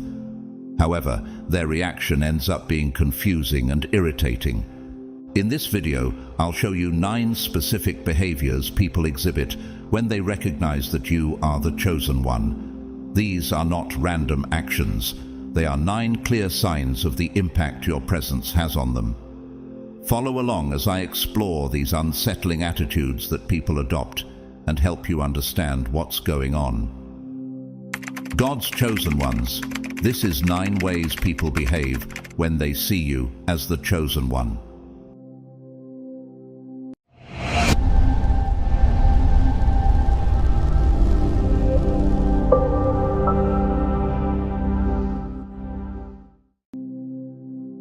The first behavior people exhibit when they recognize you as the chosen one is sudden distancing. People start to distance themselves from you without a clear reason. They avoid contact and reduce interactions. This happens because your energy, so high and centered, can be disconcerting to those who aren't used to dealing with such intensity. They perceive that there is something different about you, but they don't know how to handle this difference. This sudden distancing, though painful, is a reflection of the transformation you're going through. As your energy rises and you begin to align more deeply with your purpose, this internal change is reflected externally. The people around you, even if they don't consciously understand, feel this change. For many, this can be intimidating or even threatening, as your new vibration forces them to confront aspects of themselves they prefer to ignore. For example, imagine that you have always been part of a group of friends who share interests and activities. Over time, as you become more aligned with your spirituality and purpose, you may notice that these friends start inviting you less to events or communicating more sporadically. What was once a solid friendship now seems to fade. This distancing is usually not motivated by malice, but by discomfort. Your presence, now charged with higher energy, makes these people feel uneasy. They may not understand why they feel this way, but they realize that something has changed in you, something that challenges them to look more deeply into their own lives. To avoid this discomfort, they prefer to distance themselves. In work environments, this can be even more evident. If you have started to stand out because of your dedication and vision, you may notice that colleagues who were once friendly begin to distance themselves. Comments that were frequent before become rare, and you may even feel a certain coldness in the air. This happens because your energy is at a level that others cannot comprehend or keep up with. They feel they can no longer connect with you in the same way. Understanding this behavior is crucial so that you don't feel rejected or discouraged. This distancing is actually a sign that you are advancing on your spiritual journey, and that your light is beginning to shine in a way that others notice, even if it makes them uncomfortable. The second behavior is offering things for free. While it may seem like kindness, this attitude can become uncomfortable and even embarrassing. Imagine you walk into a coffee shop just to enjoy a quiet coffee. and the barista suddenly says, "This coffee is on the house." Or maybe you are in a bookstore choosing a book, and the attendant insists on giving you a big discount, even without you asking. Similar situations can occur in different contexts, such as in a clothing store where a salesperson offers you an accessory as a gift, or in a beauty salon where you receive an unexpected free treatment. These gestures, however well-intentioned, often leave you questioning, why are they doing this for me? What did I do to deserve this? This kind of behavior usually happens because people perceive something special in you, something difficult to explain. Your presence emanates a unique energy, an aura that attracts people and makes them want to get closer.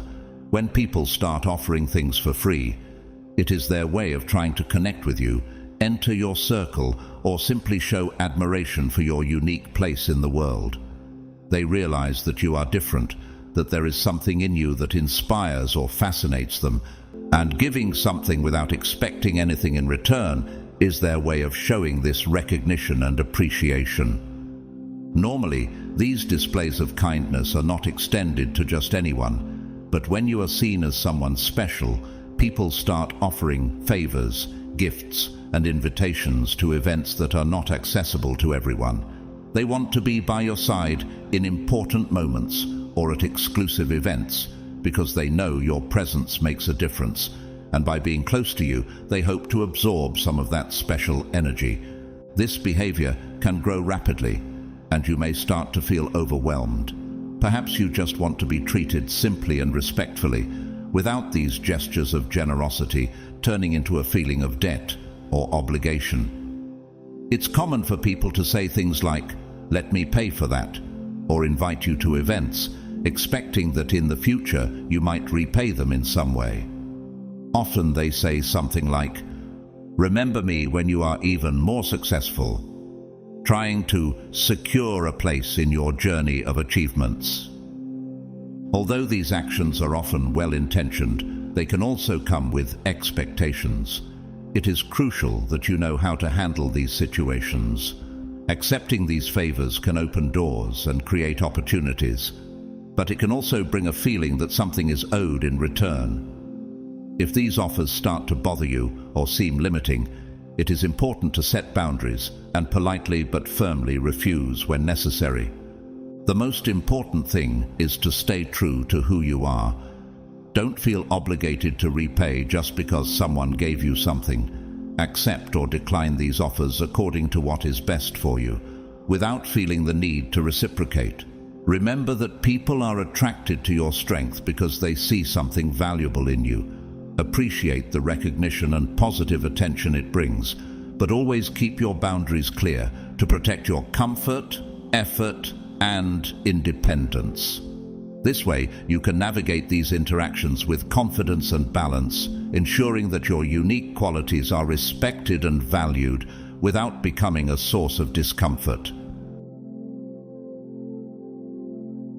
The third behavior is jealousy disguised as support. As you begin to stand out, it's common to notice that some people around you start to show a form of support that at first glance seems genuine, but carries a slight shadow of negativity. They may initially celebrate your achievements, but then introduce small doubts, questioning if you are really prepared for what's next, or suggesting that the path you've chosen might be more challenging than it appears.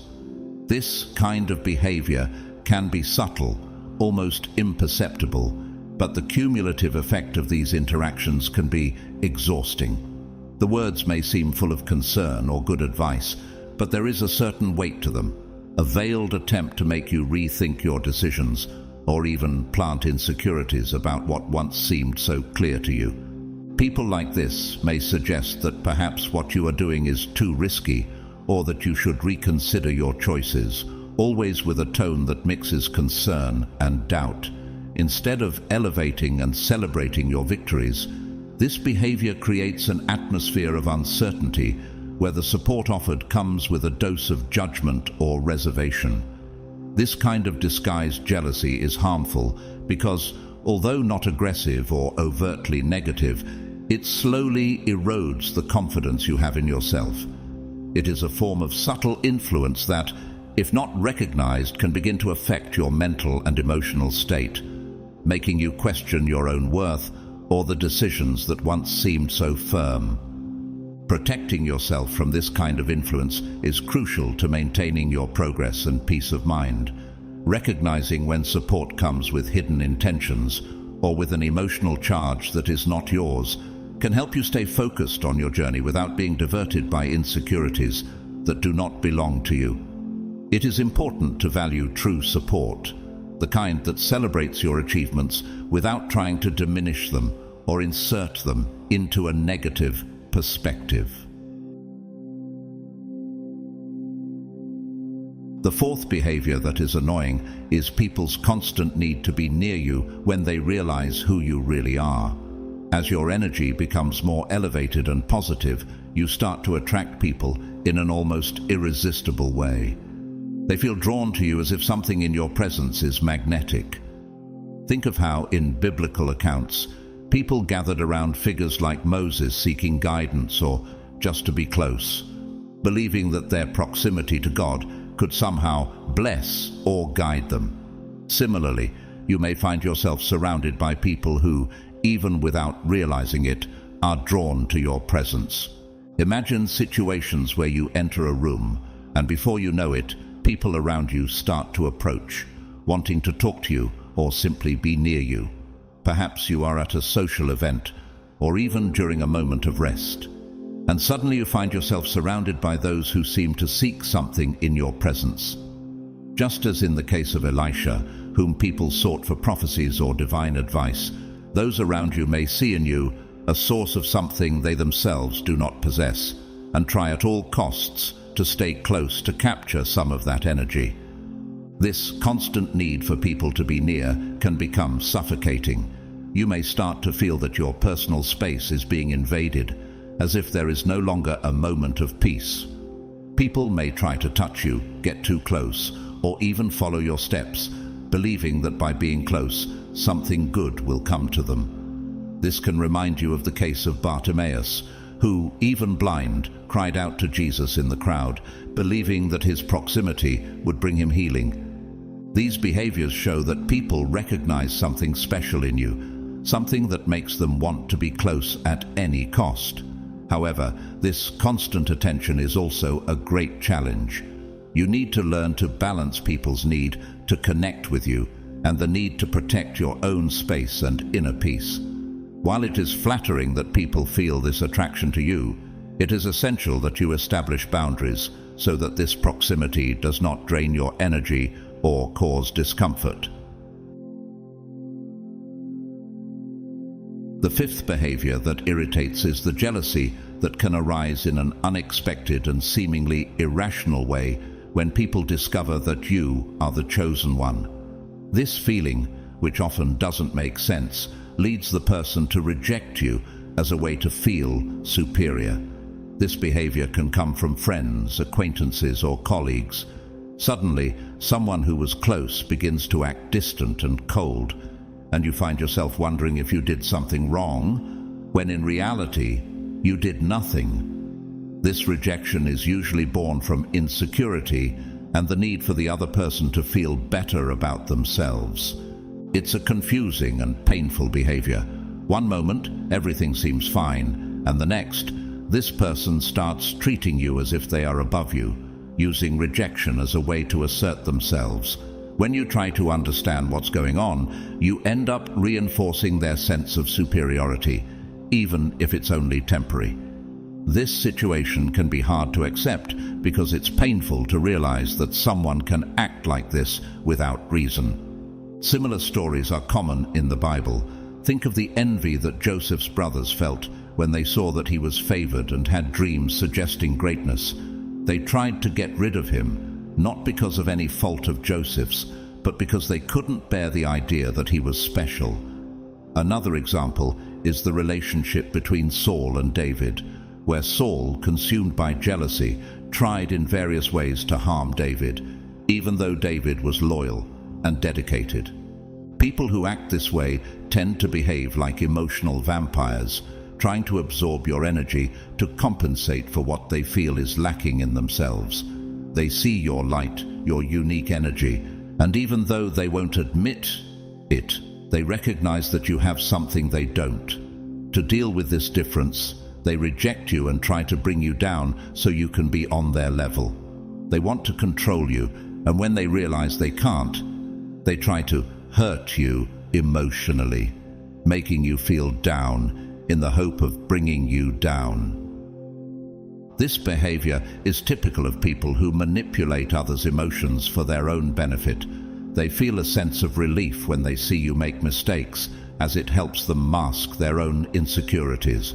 However, it's important to remember that this rejection is not about you, but about them and their own internal conflicts. They have difficulty dealing with your success and individuality, and understanding this can help you face these difficult interactions with more tranquility. Knowing that this rejection is a reflection of their problems, not a measure of your worth, is crucial to maintaining your inner peace and continuing to move forward with confidence. The sixth extremely irritating behavior you may face when people realize you are the chosen one is intentional ignorance. Unlike rejection, ignoring you is a subtle but deliberate gesture meant to shake your self-confidence. People do this in a planned way, motivated by self-interest and the desire to feel superior. When someone chooses to ignore you, they are trying to diminish your importance so they can feel better. It's a competitive strategy motivated by fear of your success, effort, and light. They choose to act as if you don't exist, avoiding responding to your messages, pretending to be busy, or even ignoring your achievements on social media. This behavior is fueled by envy and the desire to bring you down. An example of this could be a colleague who, despite knowing about the success of your project, never mentions or acknowledges your contribution, even though everyone else is commenting on it. Or perhaps an acquaintance who, despite you sharing a significant achievement, like completing a course or launching a new venture, doesn't react or even mention the subject when you meet. This person may even make a point of avoiding any interaction on the topic, as if deliberately ignoring your accomplishment. This behavior is subtle but extremely harmful. The person ignoring you is creating an image that they are too busy, successful, or that they have a full life, when in reality they are just trying to diminish you. It's a tactic meant to make you doubt yourself, your achievements, and your worth. What makes this ignorance even more insidious is the fact that it is calculated. You notice that right after you try to contact them, the person makes a point of demonstrating in some way that they are busy or involved in something supposedly more relevant, completely ignoring your attempts to connect. This kind of action makes their true desire clear, to bring you down so that they themselves can feel superior. It's a toxic motivation that arises from the inability to celebrate others' success without feeling fear or envy. Understanding this behavior is essential to better deal with it. Recognize that these people's ignorance is not a reflection of your worth, but rather of their insecurities and inadequacies. By remaining confident and true to your path, you can overcome these petty attempts to dim your light and continue to shine regardless of the negativity around you.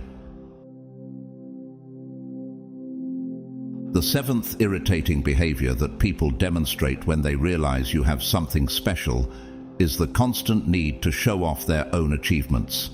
You will soon notice that some people feel an impulse to highlight their accomplishments whenever they are near you. It's as if every conversation becomes an opportunity for them to brag about what they have recently achieved. They may mention that they just renovated their house, or that they were invited to an exclusive dinner. They will make a point of talking about their latest luxury purchases, the bonuses they received at work, or the sophisticated trips they are planning. This continuous display can become quite tiresome, especially when you find yourself in the position of having to listen. It becomes clear that their true intention behind these stories is to try to outshine you. Even if you try to be genuinely kind and supportive of these people, it's clear that their goal is to compete with you. They seem to want to match your energy or even surpass it, always emphasizing their own achievements. It's as if they believe that by doing so, they can put themselves on the same level as you. What makes this situation even more frustrating is that these people often show little or no interest in your own achievements. When you try to share something positive about your life, they quickly change the subject or act disinterested. They may pretend to be busy with something else or respond apathetically, making it clear that their focus is not on mutual exchange, but on monopolizing the conversation with their own achievements. This incessant need to boast is, in fact, a way of competing with you without openly acknowledging your value.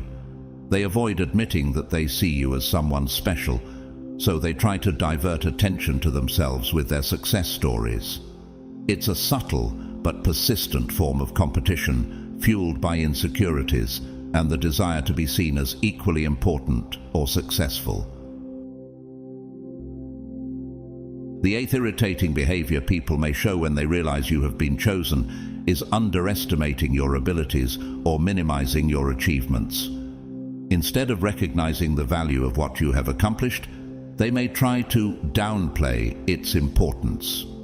This happens when, upon sharing something significant like a milestone at work or a personal achievement, they respond with comments that devalue your effort, such as attributing your success to luck or saying that anyone could have done the same. These people also tend to redirect the conversation to themselves, trying to take the focus away from your achievement. If you mention a difficult course you completed or a successful project, they quickly change the subject to something they're doing or have already done, trying to dim the shine of your accomplishment. This behavior is frustrating because instead of celebrating your success, these people try to reduce it to something common or unimportant. It's a subtle way of competing with you without openly admitting that they are competing. They prefer to minimize what you do to feel better about their own abilities. When you notice this, it's important not to let these attitudes shake your confidence. Your achievements are valuable, and no matter how others try to downplay them, it doesn't change your merit. Remember that these attitudes reflect more the insecurities of these people than anything related to your own worth. A classic biblical example of someone underestimating another person's abilities occurs in the story of David and Goliath. When David presented himself to face Goliath, many, including King Saul himself, doubted his ability because of his youth and inexperience. They underestimated David, believing he had no chance against the giant. Even David's brothers tried to dissuade him, saying he was just a shepherd and shouldn't get involved in warriors' affairs.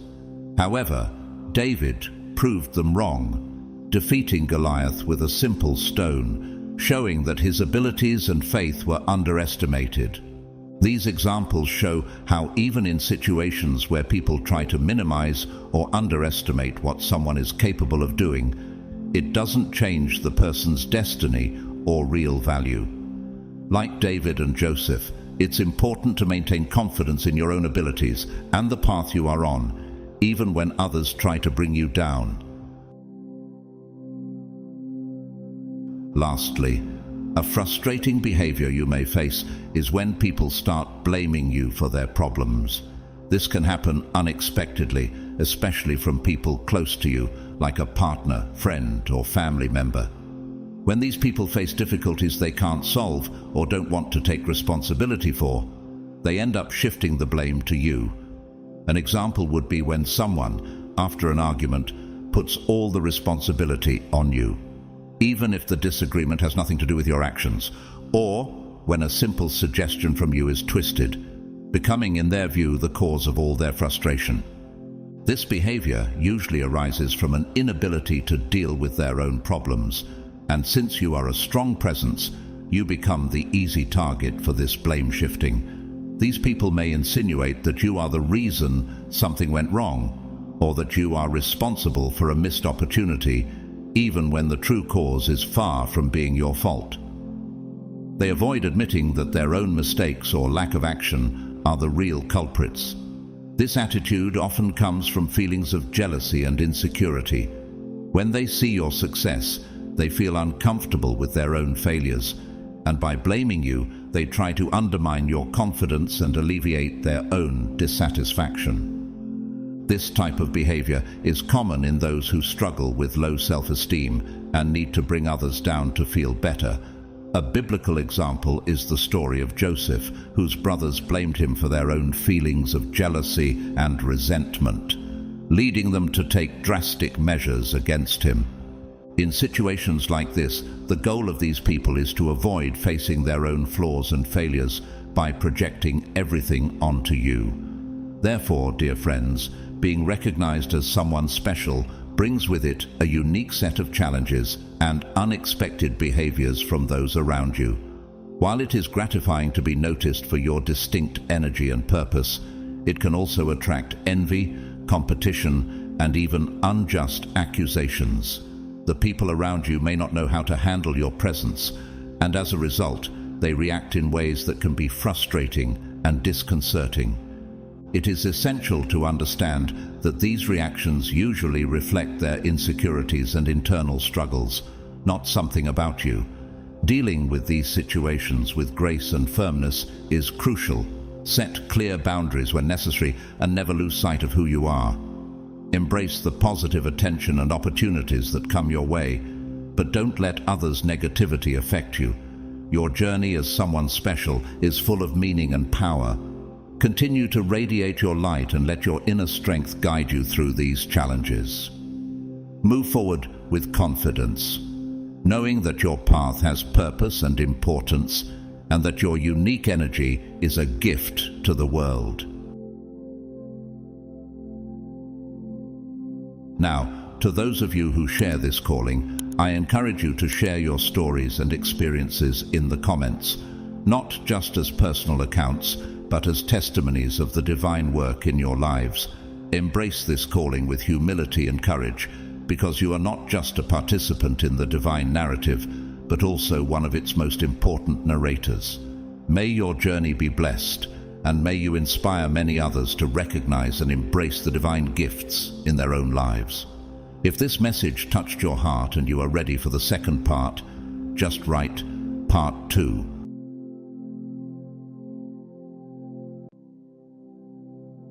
Have you ever thought of yourself as a silent storm, moving quietly yet with undeniable power?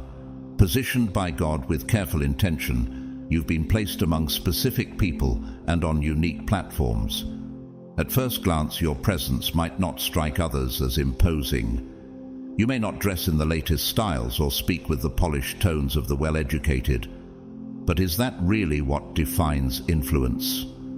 Your thoughts often take a different path from the norm, and because of this, you may be underestimated, even dismissed. Have you noticed how others can overlook or misjudge you? Yet, isn't it this very departure from the conventional that reveals your true strength? Like David, who was disregarded as just a shepherd boy, you too might seem unlikely to lead or influence. But just as David's unassuming presence concealed his greatness, your quiet strength holds a deeper power, one that moves with purpose and precision. Have you ever felt overlooked, disregarded, or even mistreated, yet deep down sensed a greater purpose?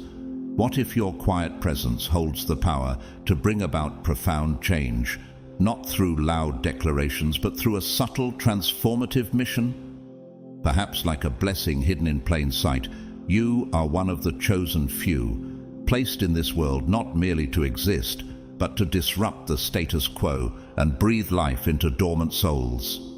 Could it be that your gentle touch, much like a soft breeze, has the potential to grow into a force as mighty as a storm, reshaping lives and altering futures in ways that only time can fully unveil?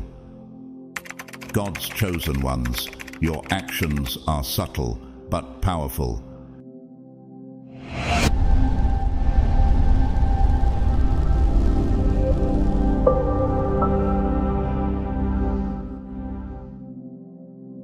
From a spiritual perspective, being chosen means being awakened in ways others may not yet understand. Have you noticed how your thoughts, emotions, and actions seem to follow a different rhythm?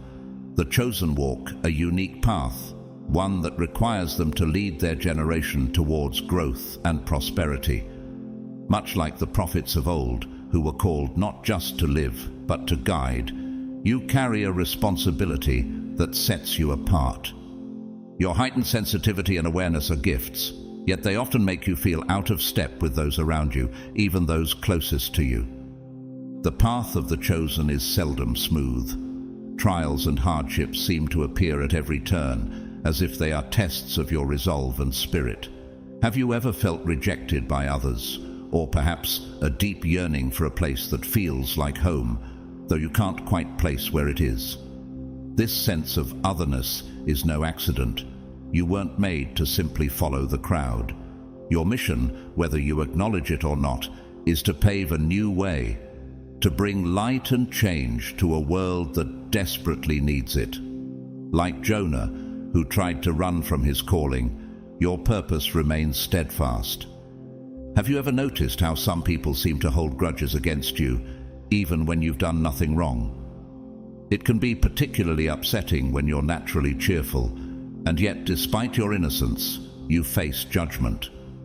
But what if this reaction has little to do with you, and more to do with the discomfort your light brings to others?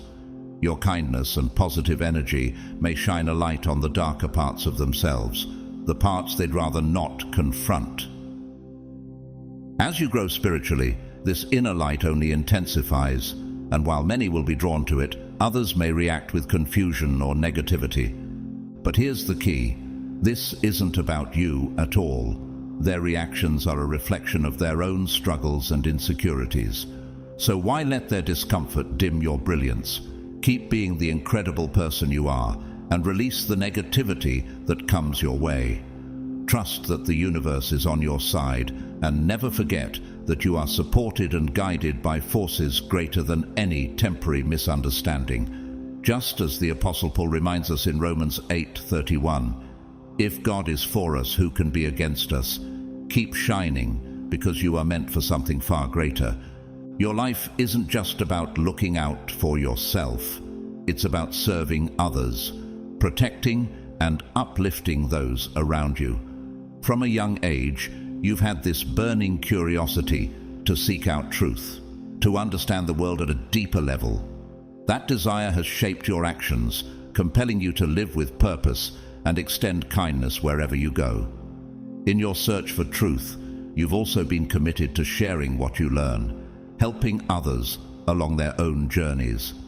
It's this dual mission of discovery and service that defines your life, enriching both your experiences and the lives of those you touch. Like the Good Samaritan, your compassion for others is a testament to the higher calling you've embraced. You're the type of person who simply cannot pretend when something feels off. Instead of forcing yourself to accept a situation that lacks sincerity, you'd much rather step away. It's as if falsehood goes against your very nature, something you instinctively know is wrong. And when it comes to people who don't live authentically, whether they chase material possessions, spread gossip, or act with hostility, you find it hard, if not impossible, to connect with them on any meaningful level. Your commitment to authenticity sets you apart. It's this quality that draws people to you, allowing you to form deep, genuine relationships built on trust and honesty. In a world often clouded by masks and pretenses, your presence becomes a beacon of truth. Like a light in the darkness, your dedication to living authentically inspires others who long for real, sincere connections. Have you ever considered that your truthfulness might be paving the way for those around you? What's remarkable is that your own hardships have uniquely equipped you to guide others who are lost or in pain. The challenges you've overcome haven't just shaped who you are, they've become the foundation from which you offer support to those struggling to find their own path. Much like Job in the Bible, whose faith remained steadfast despite trials, your journey through adversity serves as a source of hope and inspiration. The lessons you've learned along the way are now the tools you use to uplift others, helping them navigate their own storms and emerge stronger. With every challenge you face and conquer, you gain a deeper wisdom and a richer understanding of life, which in turn enhances your ability to guide others along their own journeys. You are, without question, remarkable. Even when some people take advantage of your generosity, you continue to give freely, because generosity isn't something you do. It's who you are at your core. What truly sets you apart is how you enrich the lives of others, often without expecting anything in return. This selfless nature is a clear reflection of your uniqueness, underscoring your destiny for a greater purpose. Your relationships are built on sincerity and openness. There are no hidden agendas, no false pretenses. You approach each interaction with an authentic desire to create meaningful, lasting connections. This transparency fosters a deep trust in those around you, making people feel truly seen and understood. Yes, there are times when others may mock you, ignore you, or even try to take advantage of your kindness. But remember, these actions don't define you. They are merely reflections of the limitations, fears, or insecurities of those who behave that way. By remaining true to yourself, by standing firm in your authenticity and compassion, you rise above the negativity. Like Jesus, who showed love and forgiveness even when misunderstood, your steadfastness not only uplifts you, but also touches the lives of those around you, leaving a lasting, positive impact. You seem to have an almost instinctive radar for detecting falsehood, an ability that allows you to sense when someone is not being sincere, often before they even reveal it themselves. It's as if this talent for spotting dishonesty from a distance is something you've carried with you all your life, a gift that sets you apart. This skill doesn't just define your authenticity, it also highlights your unique capacity to discern the true nature of others. Because of this, you approach relationships with a careful yet genuine desire for sincerity. You know how to recognize when someone's heart aligns with their words, which allows you to build connections that are grounded in trust and honesty. This rare quality enriches your life, bringing you deeper, more meaningful interactions. In a world where truth can sometimes be elusive, your ability to navigate the complexities of human relationships with such clarity is a treasure that elevates you.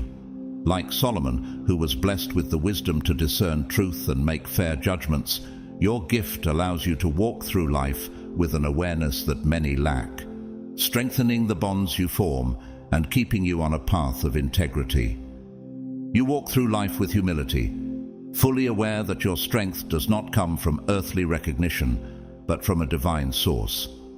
Your power is not measured by the applause of the world, but by the quiet yet profound ways God works through you. The extraordinary things you accomplish may go unnoticed by those who seek only the visible signs of success, but you understand that true strength often resembles a soft breeze, not a raging storm. Like Elijah, who found God not in the earthquake or the fire, but in a still small voice, your influence is subtle yet transformative. There's no need for grand gestures or loud proclamations. Your actions speak louder than words, and your character leaves a lasting imprint. Even in silence, your presence is felt. It's not about drawing attention, but about the shift in the atmosphere that occurs when you enter a room. You may have noticed people distancing themselves or acting as if you're invisible, but this too is part of a divine plan. Sometimes God conceals you in plain sight, allowing you time to recharge and focus on what truly matters. This hidden season is a gift, a chance for you to grow spiritually, sharpen your mission, and prepare for future challenges that require all of your strength. Trust that during these quiet moments, you are being shaped for something greater. When the time is right, you will shine, and your purpose will be fully revealed. You've always had a deep sense of duty to expose the wrongs of this world, feeling called to uncover injustices and ethical failings that are often overlooked or hidden. Your mission goes beyond just correcting wrongs. It stems from a profound need for truth and transparency, which you see as essential for true healing and progress in the world. But being true to yourself often stirs up hidden emotions in others. Like a mirror, you reflect not only the good, but also the parts of people they wish to hide. Your authenticity and inner light can provoke insecurities, discomfort, and even hostility in those unprepared to confront their shadows. Because of this, you sometimes dim your light when you're around new people, choosing to be more reserved until you've had time to assess the situation. This isn't about hiding who you are. It's a way to protect your energy and ensure that your light is shared with those who will appreciate and respect it. By doing so, you maintain the balance between vulnerability and strength, allowing yourself to shine when it truly matters. Your initial caution when engaging with others is not a sign of weakness, but rather a testament to your wisdom and discernment. You recognize that not everyone is ready to receive the depth and authenticity you bring, and in some situations, revealing too much too soon may not only be unwise but counterproductive. This is why you choose your moments to shine carefully, reading the energy and openness of those around you before fully offering your light. Much like the parable of the sower, you understand that seeds of wisdom must fall on fertile ground to grow, and not all hearts are prepared to nurture what you have to give. Your light naturally draws in people who are hurting, those searching for comfort, relief, or a way to heal their wounds. They see in you a beacon of hope, a source of positive energy that might offer a solution or at least a respite from their pain. This can be a beautiful yet heavy responsibility. The emotional demands placed upon you can sometimes be overwhelming, and expectations from others may be high. It's important to realize that while your presence may offer comfort and guidance, you are not responsible for healing everyone you meet. Your role, though significant, is to guide, support, and inspire others. But the journey of healing is personal and must ultimately be walked by each individual. No matter how much you give, true transformation comes from within them. Therefore, it's essential to set healthy boundaries. Remember that your well-being is just as important as helping others. Even Jesus, after healing and ministering to many, withdrew to quiet places to pray and renew his spirit. In the same way, you must protect your energy, making space for your own self-care, so that you can continue to offer your light from a place of strength and balance. You are naturally a kind and compassionate person, known for your calm demeanor and thoughtful approach. Yet, like anyone, you experience moments of anger and frustration. These emotions, while they may seem at odds with your gentle nature, are a perfectly human response to the stresses and challenges that arise in daily life. When expectations aren't met, or when you encounter situations that feel unjust or out of your control, it's only natural to feel these emotions bubble up. The key is how you manage them, channeling them in a way that aligns with your true self. What's interesting is that you often face rejection at first. People may resist your ideas or criticize your approach, but over time, there's a subtle shift. Those same individuals who once dismissed you frequently find themselves adopting your ideas or even imitating your behavior. This irony underscores a powerful truth. Your contributions, though not always immediately appreciated, have a lasting impact. Your ability to remain steadfast, innovating, and staying true to your values often turns critics into supporters. It's a reminder that authenticity, even when met with resistance, can inspire respect and even imitation once its value becomes clear. Like many of history's great figures, you are a living example that perseverance and integrity can transcend initial aversion, leaving a legacy that others eventually follow. Simply going through the motions of daily routines is not enough for you. While others may find comfort in the familiar, you feel a persistent call for something greater, something beyond the boundaries of the ordinary. The idea of conforming to societal expectations feels stifling, as though you are meant to break free from the mold. You know deep down that life is more than just following a predictable path or fulfilling social obligations. This awareness propels you to seek something deeper, to question the norms, and to explore human experiences that transcend the usual conventions. Your quest is one of authenticity and meaning, a search for purpose that reaches far beyond the confines of everyday life. You crave a life filled with adventure, discovery, and personal expression. Where others see barriers, you see opportunities for growth and expansion. The limitations that seem to confine so many people do not deter you. In fact, they inspire you to reach even higher. You are aware of the vast, beautiful world that exists beyond mediocrity, and you are determined to explore it. By choosing the road less traveled, you acknowledge that this decision will shape your life in ways most cannot imagine. It's a courageous choice, one that leads to profound discoveries, both in the world and within yourself. Like the explorers and pioneers who refuse to settle for the ordinary, you understand that true fulfillment comes from venturing into the unknown, embracing the challenges along the way, and living a life that is uniquely yours. You possess a genuinely kind and generous nature, one that remains intact even after experiencing unfair treatment or being taken advantage of.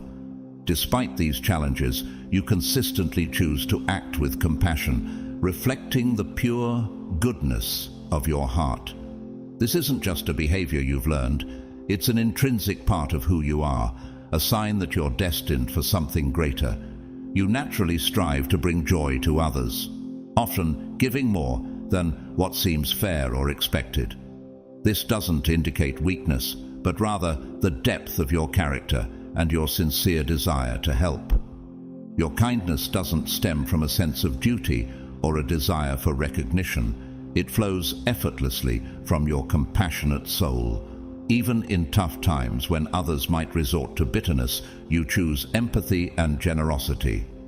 You're sustained by a deep belief in the goodness of humanity, always able to see the potential in others, even when they can't see it themselves. This faith in the power of compassion reveals your steadfast commitment to healing and uplifting those around you. Your kindness goes beyond individual moments. It shapes how you live each day. You understand that even small gestures, like listening, offering a helping hand, or sharing a smile, can have a profound effect on those you encounter. You aim to create a ripple of positivity, knowing that the warmth and sincerity you bring to your interactions can make a lasting difference in the lives of others. In a world often marked by division and conflict, your kindness stands out as a beacon of hope. You remind those around you of the goodness that resides in all of us. By embodying compassion and empathy, you live out the calling of a true chosen one, committed to spreading love and light in every corner you reach. So, my friend, in every season of your life, whether you find yourself in moments of quiet reflection or amid life's fiercest storms, trust that you are exactly where you're meant to be. Though your influence may seem subtle, it holds deep and lasting significance. Let your life embody the message you wish to share. Let your peace be your strength, and let your faith guide each step you take. When the time comes for your light to shine brightly, it will be unmistakable that all the glory belongs to the Most High. Every challenge and triumph you've encountered is part of a larger design, a testament to God's hand at work. Even your toughest moments are being shaped into displays of His power, where your trials will become vessels for His glory to manifest. You are like a quiet storm, calm yet immensely powerful. Let others form their judgments. Allow any misunderstandings to linger if need be.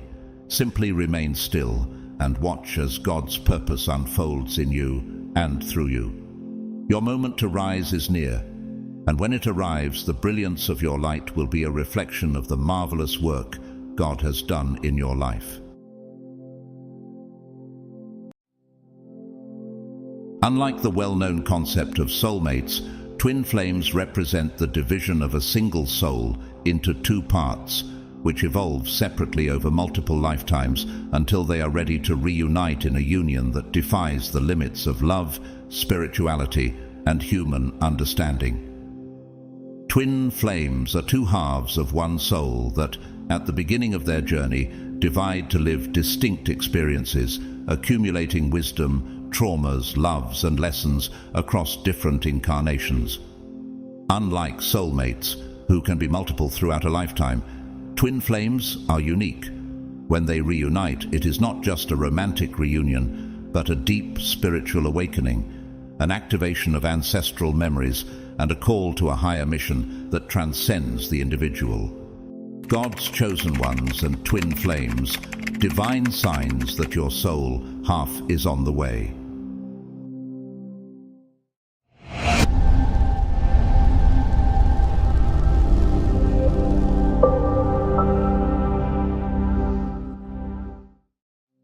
What many do not know is that this union does not happen by chance. It is closely linked to the concept of the chosen beings who carry a unique and intense spiritual mission. The chosen are those who, in some way, are predestined to live experiences that challenge the ordinary, pushing them beyond the limits of traditional understanding and placing them on a path of spiritual ascension. Often, the chosen are individuals who, from an early age, feel there is something deeper to be discovered, something that goes beyond the material and is rooted in a greater spiritual purpose. When these chosen meet their twin flame, it is as if the universe conspires to fulfill a divine mission. Finding that special person who enters your life as a divine gift is one of the greatest aspirations of God's chosen ones. This longing is not just for a life partner, but for someone who is the other half of your soul, the twin flame predestined by God to walk beside you on a spiritual journey. For those who have been called to a specific purpose by God, this desire is even more intense because we understand that our twin flame will be an essential part of fulfilling the divine plan. However, this quest is not simple. It involves a conscious resistance to the temptation to be guided only by emotions or the influences of the flesh, which often try to lead us away from the path that God has planned for the union of twin flames. I believe that we all have faced moments where our emotions led us to hasty decisions.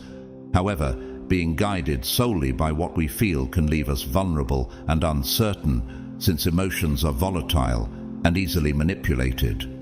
For us, as the chosen ones, it is crucial that our decisions are grounded in the Word of God and the guidance of the Holy Spirit.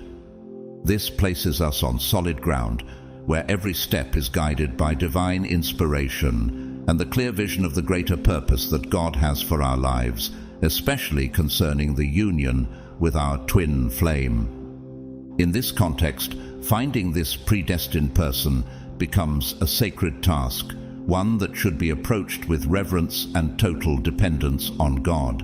Looking to the Bible, we see examples that can be interpreted as representations of twin flames, couples who were predestined by God to meet and fulfill a specific purpose together.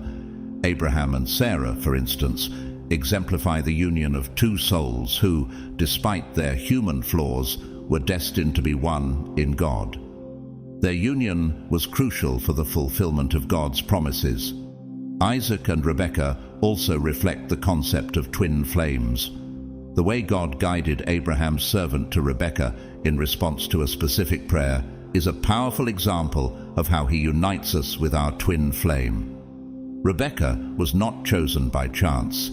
She was predestined by God to be Isaac's companion, his other spiritual half. While the concept of soulmates can be romanticized in terms of finding the perfect match, twin flames challenge this view. The union of twin flames is not about completing each other, but about recognizing oneself in the other, and, through this recognition, initiating an intense process of healing, growth, and transformation. It is a relationship marked by challenges, as the encounter with the twin flame brings forth the deepest fears, the most hidden shadows, and the hardest truths to face. The connection between twin flames is often described as a mirror, not only reflecting the positive qualities, but primarily bringing to light the wounds, traumas, and areas that need healing. This process, though painful, is necessary for spiritual evolution, both individually and jointly. This is where the role of the chosen comes in. One of the keys to discerning the union with our twin flame is through prayer. Prayer connects us to God's heart and allows us to hear His voice and feel His direction in our journey. In moments of uncertainty, it is through prayer that we find peace and confirmation that we are on the right path. Prayer is not just a request, but a constant communion with God, where He reveals the secrets of His plan for our life and our union with our twin flame. Practices like fasting and prayer vigils are powerful tools in this process. They help us silence distractions and focus on what God is telling us. During periods of fasting and prayer, God can give us visions, dreams, or deep sensations of certainty that guide us toward our twin flame. It is in this time of intimacy with God that He can reveal the purpose of the union and confirm that the person we are with is truly the other half of our soul. When the twin flame enters our life, God leaves no room for doubt. He provides clear confirmations that serve as divine signs to guide us. The Word of God teaches that by the mouth of 2 or 3 witnesses, every word shall be confirmed. And this principle also applies when we seek confirmation of a union aligned with God's will. For twin flames, internal signs are those moments of deep peace and spiritual connection, where we feel that we have found the other half of our soul. It is as if, being with this person, a part of us that was dormant awakens, and we begin to perceive life and the divine purpose with renewed clarity. This peace is not a fleeting sensation, but a certainty that deepens as we continue to seek God's guidance. In my experiences during periods of intense prayer, I felt a peace and clarity that could only come from God. These internal confirmations are essential because our emotions can be deceptive, but God's peace, especially when it comes to our twin flame, is an anchor that keeps us firm and secure.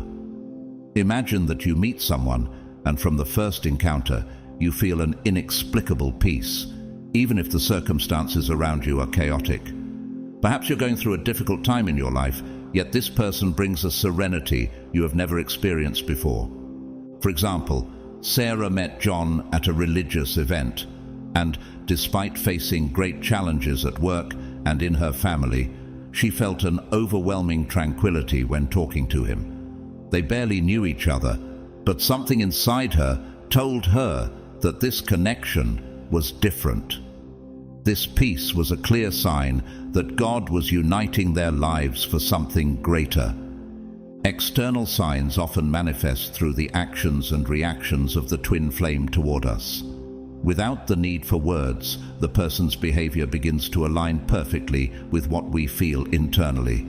The connection is so deep and natural that even without speaking, we feel that we are exactly where we should be.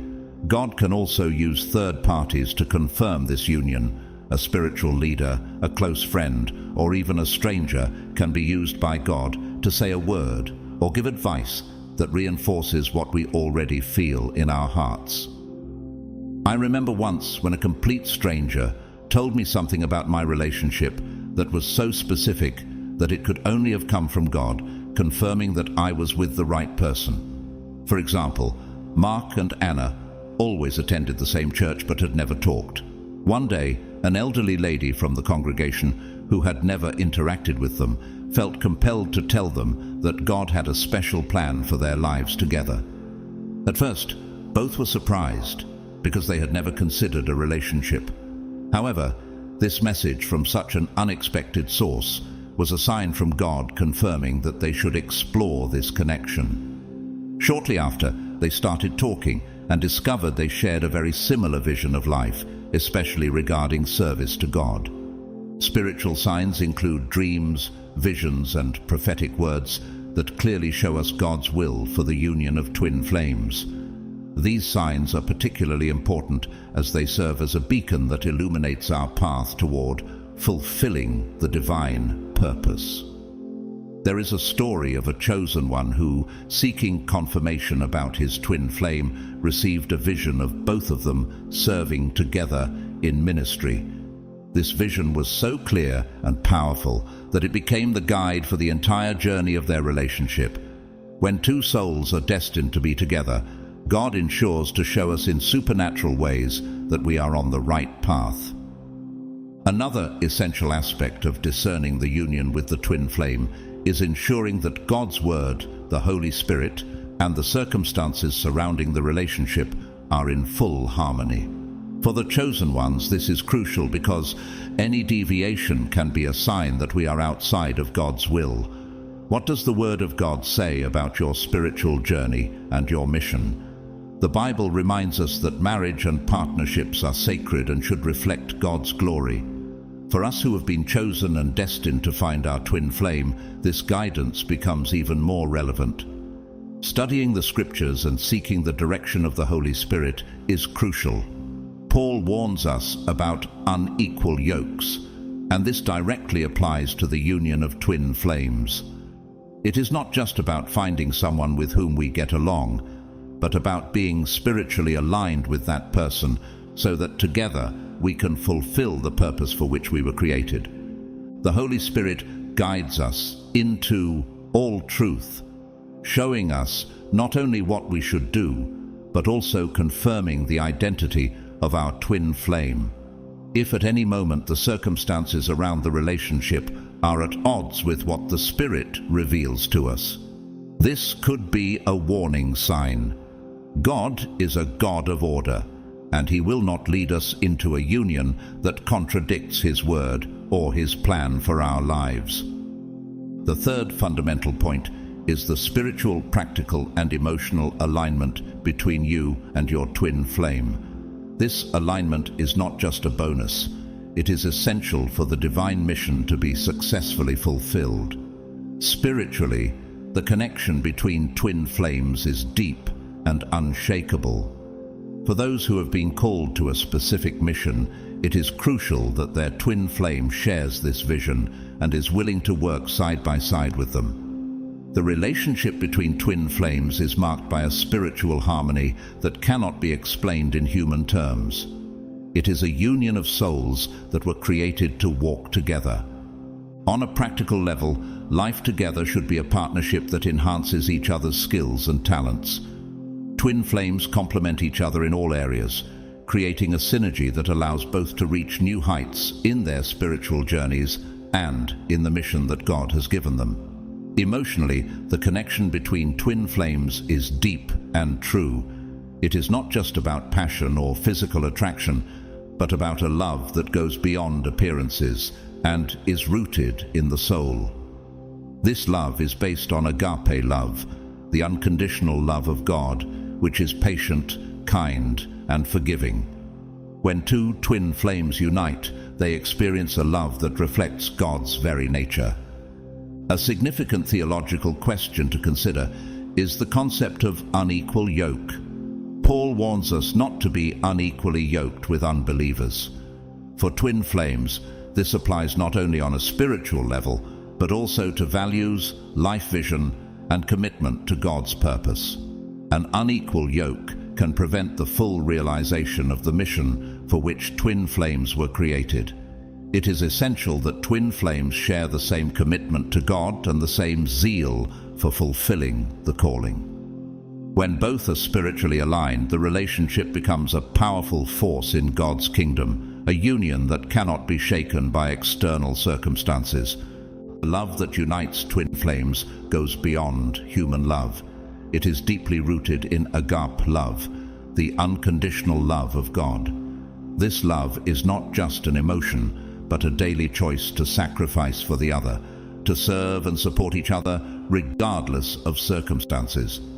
In a relationship between twin flames, agape love manifests in acts of forgiveness, patience, and mutual service. When both twin flames are committed to this kind of love, the relationship reflects God's character and becomes a living testimony of His love to the world. Incorporating testimonies from couples who are true twin flames can be a powerful way to illustrate these principles. For example, I know a couple who, after years of waiting and praying, finally met in a surprising way. Both were committed to serving in God's kingdom, and when they met, they realized that their missions complemented each other perfectly. Today, they serve together, impacting many lives. These testimonies not only encourage but also show that God's timing is perfect. They remind us that even if the wait is long, God is faithful to fulfill His promises and unite those souls that were destined to walk together. It is also important to discuss the challenges that twin flames may face in seeking union. One of the biggest challenges is resisting social pressure to marry quickly or choose a partner who is not aligned with God's calling. Often, friends and family may not understand the need to wait for God's timing, but it is crucial to stand firm and trust in the divine plan. Another challenge is the temptation to compromise values and principles to avoid loneliness or discouragement. However, giving in to these temptations can result in decisions that take the person away from God's purpose. Patience is a necessary virtue for twin flames because waiting on God's timing will always bring the greatest blessings. Waiting is an essential part of the process for twin flames. Patience is a test of faith and trust in God. The Bible tells us that those who wait on the Lord shall renew their strength. They shall mount up with wings like eagles. They shall run and not be weary. They shall walk and not faint. This verse reminds us that while we wait on the Lord, He is preparing and strengthening us for what is to come. Moreover, waiting teaches us to depend completely on God. It is during this time that He shapes our character, prepares us spiritually, and aligns our hearts with His. Waiting, when viewed from a divine perspective, is not a delay, but a time of preparation and growth. It is important to remember that not everyone has a twin flame. The concept of twin flames is exclusive and refers to the idea of a single soul divided into two parts that meet to fulfill a greater spiritual purpose. This means that while everyone can have soulmates or spiritual partners with whom they share a deep connection, twin flames are unique and rare. Not all people will find or need a twin flame in their spiritual journey. For many, the connection with soulmates, spiritual friends, or life companions may be more than enough to fulfill the divine purpose in their lives. Twin flames have a specific role, and usually their journeys involve more intense and challenging spiritual work, which not everyone is destined to experience in this life. For those who are seeking their twin flame, it is important not only to seek God, but also to prepare spiritually, emotionally, and even physically. Spiritual preparation involves strengthening your relationship with God, studying the Bible regularly, and developing an active prayer life. The role of the twin flame, especially for the chosen ones, is to reflect the internal blockages that hinder your spiritual growth and the expression of divine love. Your twin flame acts as the ultimate guide, revealing these hidden barriers. As a chosen one, you always have the option to avoid confusion and instead turn inward, understanding what this experience is trying to teach you. As a chosen one, you have the power to influence any situation by turning inward and resolving challenges with love and serenity. You prevent chaos and disorder from taking over your journey. Sometimes it may seem that your twin flame is not by your side on the spiritual journey, which can make you feel that the entire burden of the journey is on you. However, the path of a chosen one with their twin flame often involves a deep process of spiritual cleansing. As you deepen your connection with love and the divine, any feelings that are not aligned with true love will emerge to be healed. If it seems that your twin flame is not choosing you, this may be a sign that there are still aspects within you that need to be addressed and healed. This journey highlights the importance of self-acceptance and self-love, since the twin flame acts as a divine mirror, showing you where your beliefs or patterns need adjustment. It is essential to understand that your twin flame does not generate negative feelings. They already exist within you and are waiting to be healed. You can choose to allow external influences to affect your emotions or take responsibility and deal with these feelings through introspection and spiritual strengthening. Trying to control the journey with your twin flame can cause you to deviate from the correct order. God first, then yourself, and then your twin flame. The true purpose of this connection is to bring you back to your divine essence. The twin flame is not just a partner. They are a catalyst that reveals where you are not yet fully aligned with divine love. Understanding this allows you to release the burden of trying to control the paths. Instead, see the connection as a sacred reflection, showing where you need to heal and grow. However, remember that this journey is just a part of your soul's greater purpose. Recognizing that true love comes from within is one of the most important lessons of this journey. As a chosen one, you and your twin flame are deeply connected. In essence, you are one. The love you seek externally has always been within you. Understanding this helps to dispel attachment and fear, which often arise from a sense of lack or scarcity.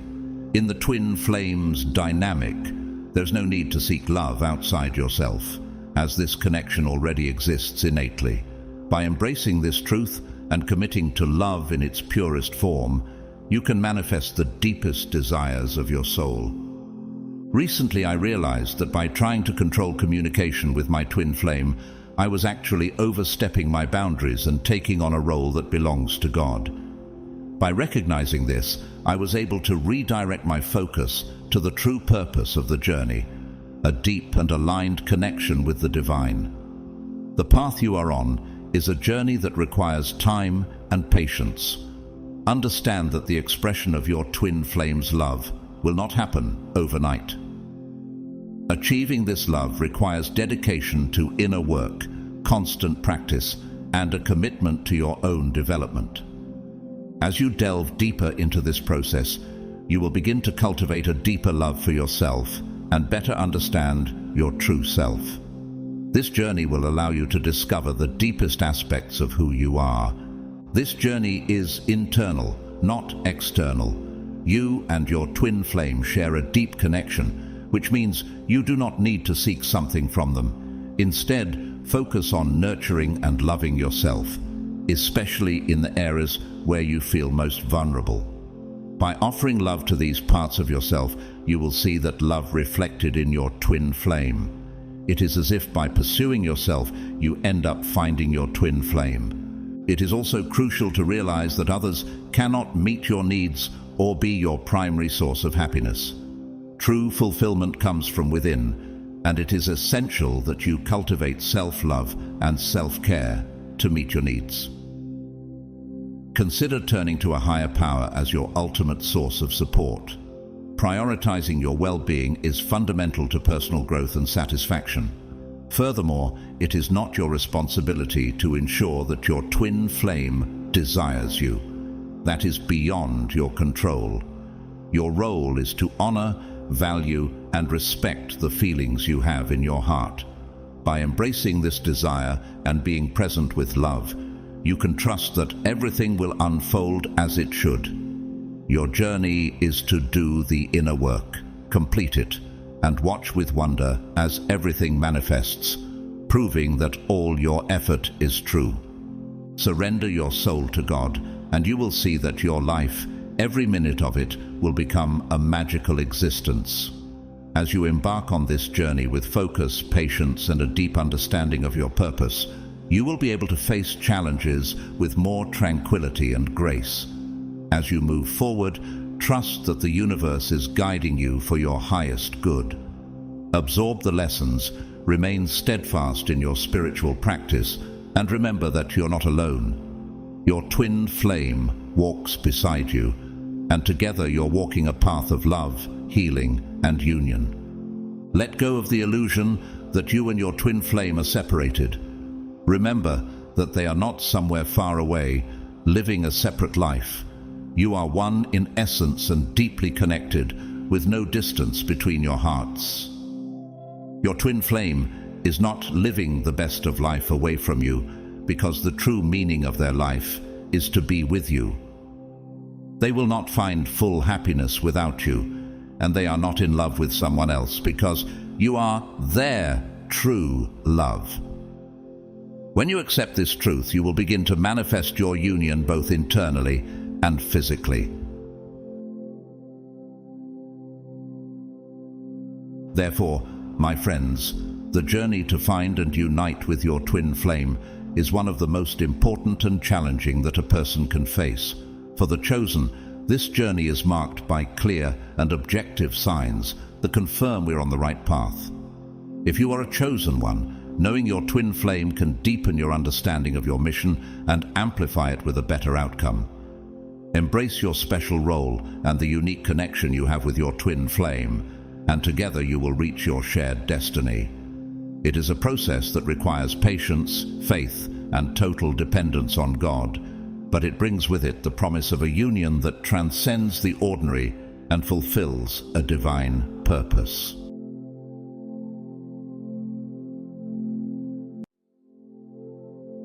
From the moment you woke up to the fact that you were chosen, everything around you took on new meaning. The world, once familiar, began to transform into something much deeper, as if you had been gifted with a new vision capable of seeing beyond what others can. Among the many changes that have occurred, one of the most notable was the effect your gaze began to have on those around you. Your eyes, now carrying the light and glory of God, have become different from ordinary eyes. They are no longer simple instruments of observation of the physical world, but have turned into spiritual portals capable of revealing hidden truths, buried secrets, and realities that many prefer not to face. When people meet your gaze, they are not just seeing your eyes. They are being confronted with a deeper truth, a truth that stirs the innermost parts of their being. There is something in your eyes that transcends the visible, something that seems to penetrate their souls, provoking an immediate reaction. This confrontation with truth can be unsettling for many. After all, how can they maintain eye contact with a light so intense that it reveals what they often prefer to hide? It is as if by looking into your eyes, they feel their masks begin to fall and their carefully constructed defenses crumble. God's chosen ones, the secret of your unusual eyes.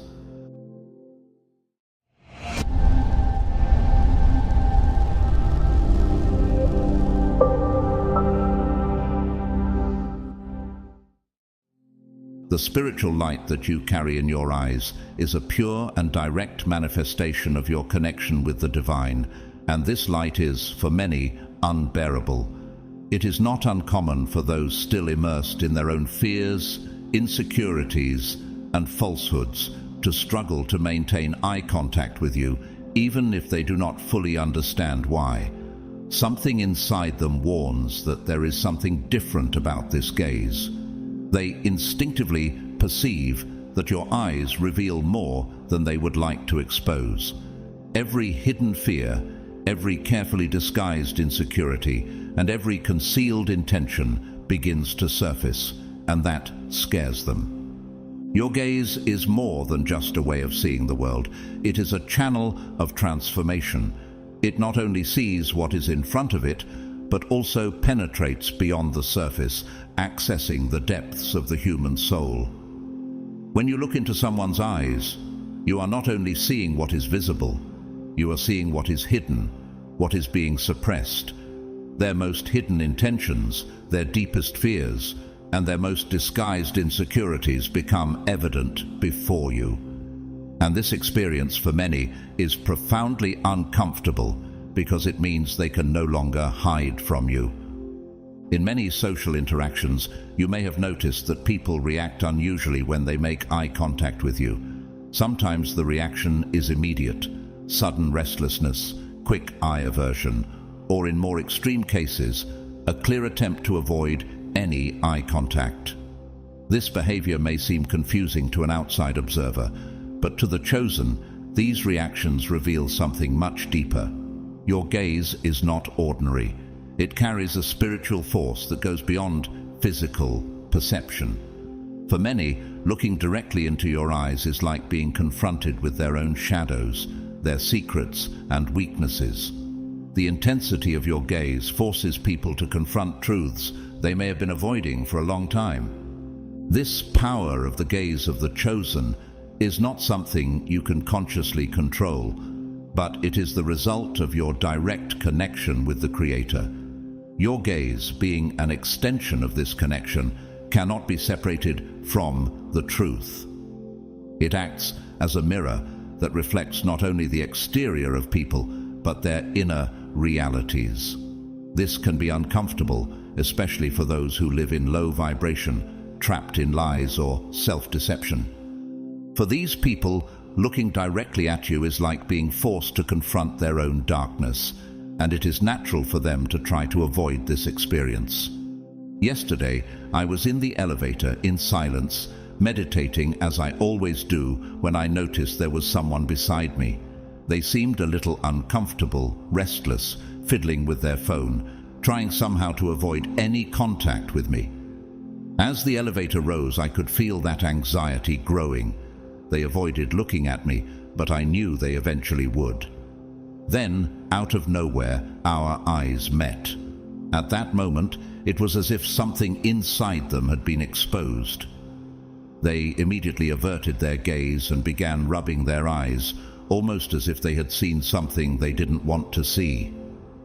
I knew what was happening. As a chosen one, I carry God's glory within me, and my eyes reflect this. The presence of God emanates from me, and those in low vibration feel it. It's as if the darkness that person carried was confronted by the light that dwells within me. As they continued to avoid my gaze, I remained in my silent prayer, in peace, knowing that my presence did more than any words could have done. Not everyone can maintain eye contact with me because my eyes, the eyes of a chosen one, reveal the truth. They expose what is hidden, and that is something many cannot face. And so once again, I was reminded of the power I carry as a child of God. Imagine yourself in a simple conversation with a colleague or a friend. Everything seems normal until, as the interaction progresses and eye contact intensifies, you notice that the other person begins to show signs of discomfort. It could be a sudden aversion of the eyes, a restless gesture, or even an abrupt change of subject. What's happening here is deeper than just a distraction. In fact, the discomfort this person is feeling is a reflection of the truth your gaze is revealing, a truth they may be trying to hide from themselves or others. In that moment, your gaze acts as a kind of spiritual scanner, exposing hidden intentions, insecurities, and repressed emotions that the person may not be ready to face. This phenomenon doesn't mean that you're doing anything wrong. On the contrary, your gaze is working as it should, revealing what is hidden in the depths. For those who live authentically and transparently, the gaze of a chosen one can be a source of comfort, trust, and even relief. They know that they have nothing to hide, and therefore can find in you a comforting presence, a spiritual anchor of security. However, for those who carry secrets, dubious intentions, or are trapped in patterns of self-deception, your gaze can be a real threat. This threat is not physical, it is spiritual. They perceive, consciously or unconsciously, that they are being exposed to a greater truth, a light they are not ready to face. This reaction to your gaze isn't limited to acquaintances or close people. Even strangers can feel the power that emanates from your eyes. Perhaps you've experienced this walking through public places. You notice that some people avoid making eye contact with you at all costs. They look at the ground to the side or pretend to be distracted by something else. This happens because, on a spiritual level, they are sensing the energy you emanate. They feel that there is something different about you, something powerful, and in many cases it intimidates them. Even without knowing who you are, they sense that there is a truth in you that challenges their own illusions. On the other hand, there are those who cannot look away. They are mesmerized, as if drawn to something invisible within you. These people are usually more aligned with light and truth. They may not fully understand what they are feeling, but somehow they are drawn to the energy you carry. Your gaze to them is not a threat, but a source of curiosity and fascination. They feel that you have something they seek, something that resonates with a deep part of their souls. These two reactions, avoidance and fascination, are normal and reflect how your gaze affects others at different levels of consciousness. Those who are immersed in their own shadows, who live according to lies, or are deeply disconnected from their own truth, will feel the immediate discomfort your gaze provokes.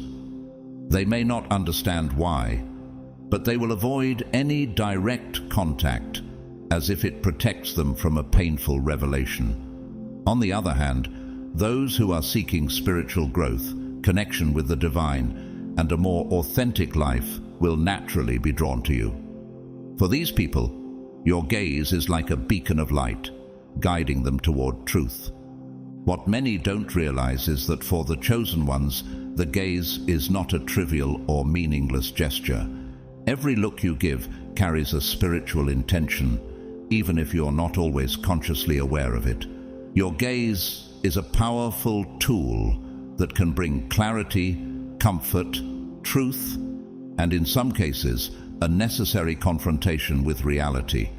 That's one of the reasons why so many people react so intensely when making eye contact with you. When you look at someone, you're not merely observing the exterior of that person. Your gaze goes beyond, crossing the surface layers and reaching into the deepest parts of their soul. This creates an immediate, almost instinctive reaction in people. They may not be prepared for this depth, and that's why they feel the need to look away, to flee from that moment of confrontation. For them, making eye contact with a chosen one is a reminder of everything they are trying to avoid: their inner truths, their deepest fears, and the shadows that reside within them. On the other hand, those who live openly and sincerely find in your gaze a sense of peace and security. They know they have nothing to hide, and thus they can maintain eye contact without fear. For them, your gaze is like a spiritual embrace, a confirmation that they are on the right path. They feel they can trust you because your eyes convey the light and truth they also seek. The power of your gaze goes far beyond its superficial impact. It is also a powerful tool for spiritual discernment. You can read people's emotions, intentions, and energies just by looking into their eyes. This gives you a significant advantage in your interactions, as it allows you to see beyond the words and superficial actions. Often what someone says does not match what their eyes reveal, and it is this discrepancy that alerts you to potential problems. For example, if someone is lying or hiding something from you, it will be extremely difficult for them to maintain eye contact. Your eyes, which are connected to the divine truth, have the power to expose lies and deceit. Even if the person tries to appear confident or sincere, their eyes will reveal the truth they are trying to hide. This ability to discern the truth is one of the most valuable gifts you, as a chosen one, possess. However, this ability also brings with it great responsibility. It is not always easy to deal with the fact that you can see the truth about people, especially when that truth is uncomfortable or painful. Many times you will have to balance your ability to discern with compassion and empathy. Seeing the truth about someone does not always mean that you should confront it directly. Sometimes it's better to allow the person to come to their own truth in their own time. In interpersonal relationships, the power of your gaze becomes even more evident. Eye contact is one of the most powerful forms of connection between two people, especially in intimate relationships. When you look into the eyes of someone you are relating to, you are seeking a deeper connection, a truth that goes beyond words and superficial actions, and that is where your ability to discern through the gaze becomes crucial. If someone with whom you're in a relationship is trying to hide something, it will be almost impossible for them to maintain prolonged eye contact with you. Your eyes, which carry the light of God, are like a mirror, reflecting back to them their own intentions. This can be an uncomfortable experience for someone who is trying to hide something, but it is a blessing for you because it allows you to see the truth before it is too late. Many problematic relationships could be avoided if people trusted more in their discernment through the gaze.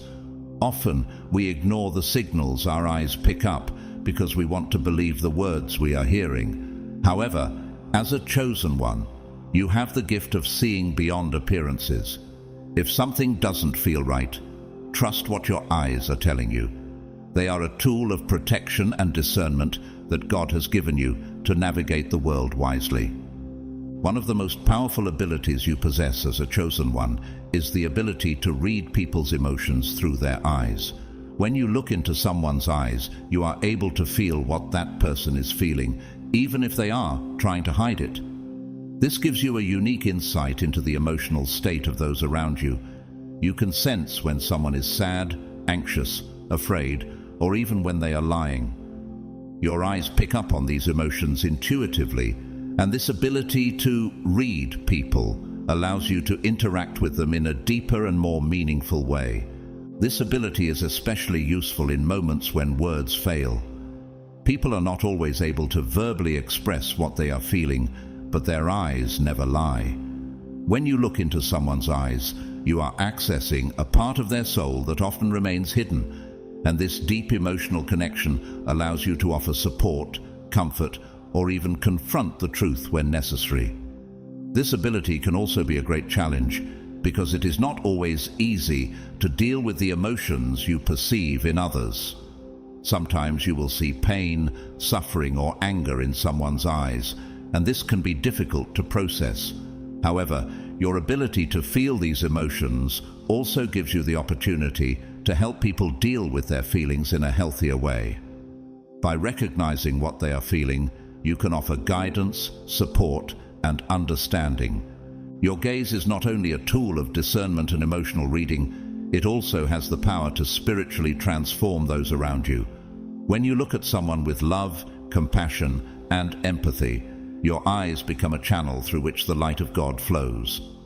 This light can heal, restore, and transform those around you. Often, people who are going through difficult times or facing emotional challenges feel a sense of relief and comfort just by making eye contact with you. This happens because your eyes carry a healing energy. They are a reflection of divine light, and this light has the power to touch people's souls in ways that words never could. When you look at someone who is suffering, your eyes transmit the message that they are not alone, that there is hope, and that God is present in their lives. This is one of the most powerful gifts you possess as a chosen one. Many times, you won't need to say a word for your presence to be felt. Your gaze alone carries the entire message of love, healing, and compassion that people need to hear. And by using this ability wisely, you will be able to transform the lives of those who cross your path. This is especially true in moments of great pain or loss, when words may seem inadequate. In these situations, your gaze will be the bridge that connects the person to the comfort and peace they so desperately need. While your gaze has the power to heal and transform, it can also be a tool for spiritual confrontation. When you, as a chosen one, look directly at someone who is trapped in darkness, whether through lies, deception, or destructive behaviors, your eyes become a reflection of God's light, and this light provokes an immediate confrontation with the darkness. People who are living in low vibration or who are trapped in negative behavior patterns often cannot sustain eye contact with you. They feel that they are being exposed, that their shadows are being brought to light. This can cause intense reactions, from discomfort and restlessness to hostility and anger. But you, as a chosen one, know that this is the natural reaction of darkness when confronted with light. This spiritual confrontation that occurs through your gaze is one of the ways you fulfill your mission in the world. It is not about judging or condemning people, but about bringing the truth to light, helping those trapped in their shadows see the light and find a path to healing and transformation. Many times, people will not be ready to accept this truth immediately, but by looking into your eyes, you plant a seed that can grow and flourish over time. Your gaze goes beyond a mere physical expression. It is a window to your soul and a direct reflection of your connection with the divine. When you enter any environment, your presence already emanates a transformative energy, and your eyes are a channel for this energy, conveying a message that does not need to be verbalized to be understood. They radiate a spiritual force full of love and truth that is capable of touching the hearts of those around you, even if those people are not aware of it. As a chosen one, your eyes possess a unique magnetism, an authority that cannot be ignored. You do not need to raise your voice or make any exaggerated gestures for your presence to be felt. Simply looking at someone communicates your connection with the divine and the mission you carry. Your gaze transcends physical barriers, touching the spirit and soul of those who cross your path.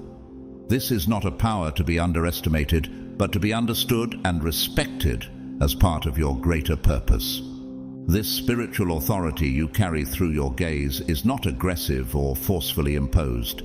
It is a subtle authority that manifests with serenity and peace. When you are in tune with your mission and purpose as a chosen one, your eyes naturally transmit this authority, and often this inner strength manifests without you needing to say a word. The people around you can feel this presence, and even if they cannot express it in words, they know that there is something different about you. However, not everyone will be ready to receive or understand this light you carry. Some people may feel uncomfortable or even intimidated by the power of your gaze. This does not happen because you are doing something to threaten them, but because your eyes reveal deep truths that, for some, are still difficult to accept. You may notice that these people avoid eye contact or even distance themselves because your presence brings to the surface aspects of their own lives that they are not yet prepared to confront. But remember, this is part of your path as a chosen one. Not everyone is ready to face the truth, and that's okay. The power of your eyes must also be used with wisdom. They are a powerful tool for healing and transformation, but also for discernment. There will be moments when your gaze will be a source of comfort for those who are suffering. Simply looking at someone with compassion can be enough to convey a message of hope, peace, and healing. Your eyes have the ability to convey divine love in a way that words never could. This healing power can help those around you overcome their own emotional and spiritual challenges. On the other hand, there will be times when you will need to use your eyes to confront darkness. There are situations where the truth must be exposed and lies undone. In these moments, your eyes become a spiritual weapon capable of penetrating the layers of illusion and revealing what is hidden. Your discernment, guided by divine light, will allow you to see beyond appearances and perceive the truth behind circumstances. The true key to using your eyes with purpose is to always act with love and compassion. Even in moments when you need to confront darkness, do so with the intention of bringing healing and light to the situation. Your gaze, as an extension of your spirit, can both comfort and confront, but always with the ultimate goal of transforming for the greater good. You have been graced with a sacred gift, the power to see beyond the surface and touch the core of the human being. And this gift is not just for you. It was given to you so that you can be a channel of healing, transformation, and revelation for others. When you use your eyes to transmit this divine light, you are fulfilling your role as a chosen one. Your gaze has the power to build bridges where there is separation, to bring healing where there is pain, and to illuminate where there is darkness. And as you continue to develop this ability, you will realize that the true strength of your gaze comes from the intention behind it. The more you align your intention with divine love, the more powerful the impact of your gaze will be on others. Remember that this gift also requires responsibility. Use your eyes for good, to spread the truth, to heal, and to protect. Let your gaze always be a manifestation of God's light, guiding others toward healing and spiritual growth. You were chosen to be a light in this world, and your eyes are one of the most powerful tools you have to fulfill that role.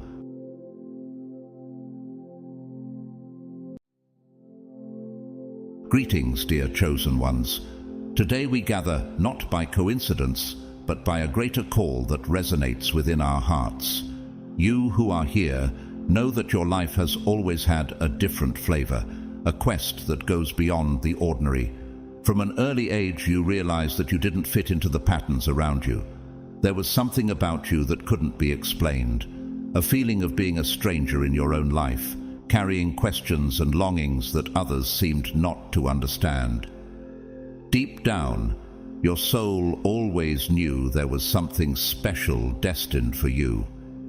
It's no accident that, since you were young, you looked at the world with eyes that saw beyond appearances.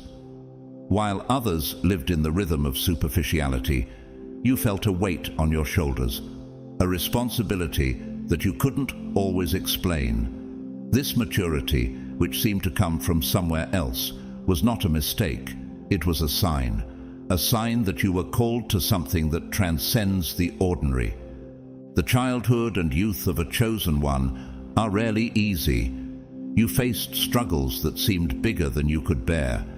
Anxiety, fear, and the constant feeling of being out of place were part of your journey.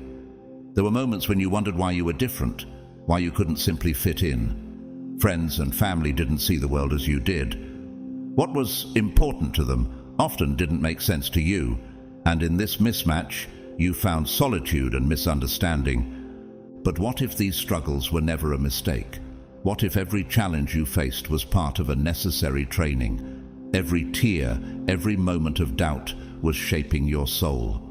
You were being prepared, polished like a diamond that goes through the fire.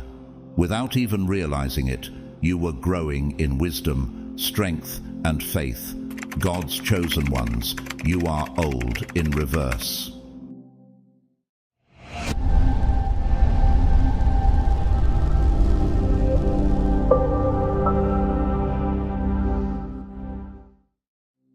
Over time, something started to change within you.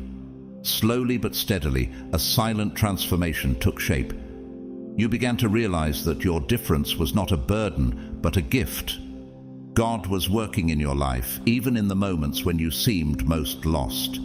He was calming the internal storms, bringing a peace that cannot be bought or explained. You started to take care of yourself in a new way. It wasn't just about appearance or vanity, but about honoring the body and soul that God gave you. You began to nourish your mind with thoughts of hope, your spirit with sincere prayers, and your body with the care it always deserved. This new way of living started to reflect outwardly. Today, when you look in the mirror, you see a new version of yourself. The aged appearance of someone who carried the weight of the world has been replaced by the glow of renewal. It's not that the problems disappeared, but you now know who you are and whom you trust. There is a calm that shows on your face, a light that comes from the presence of God dwelling within you. People around you are beginning to notice something different. You are no longer those who get lost in the chaos of everyday life. Now you are anchors of peace, even amid the storms. There is strength in your eyes, a confidence in your gestures that didn't exist before, and this doesn't go unnoticed.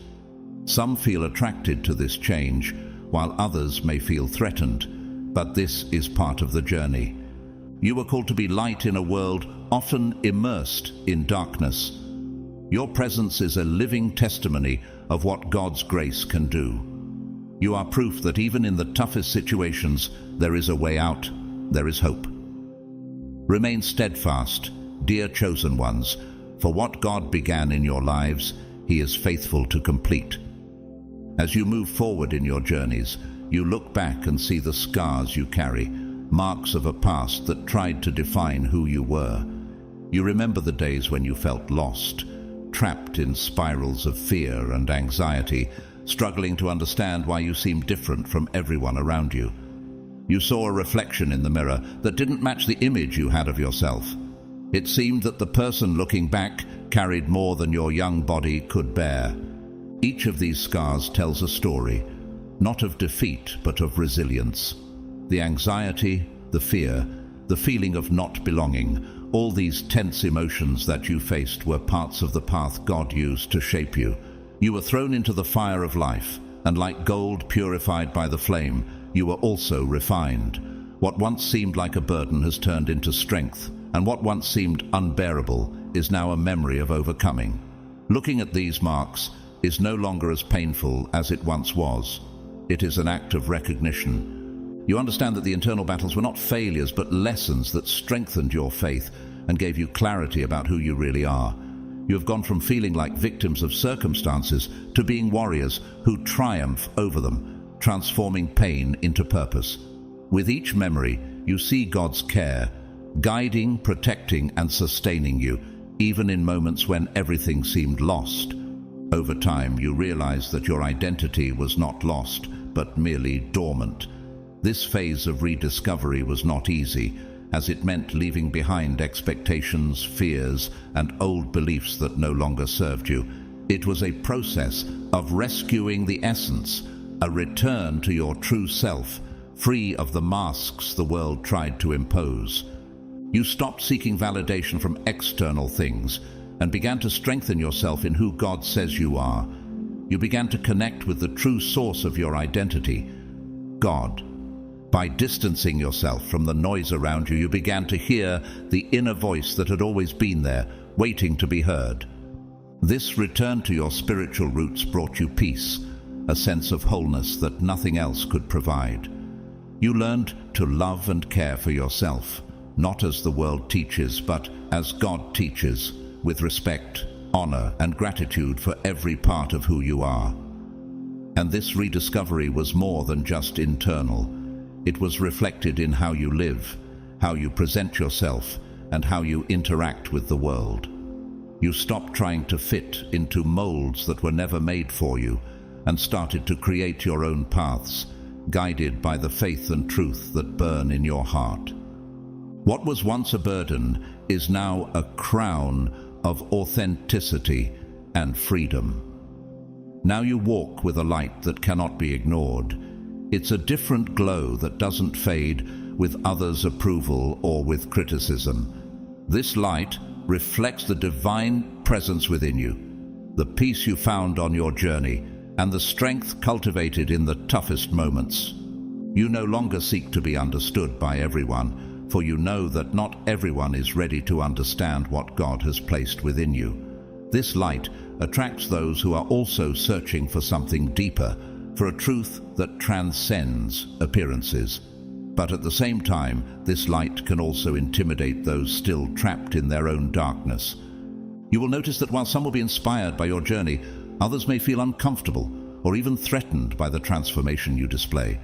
But none of this should divert you from your mission. Those who approach do so because they feel called to a similar transformation. They see in you a living example that it is possible to overcome internal struggles and find peace.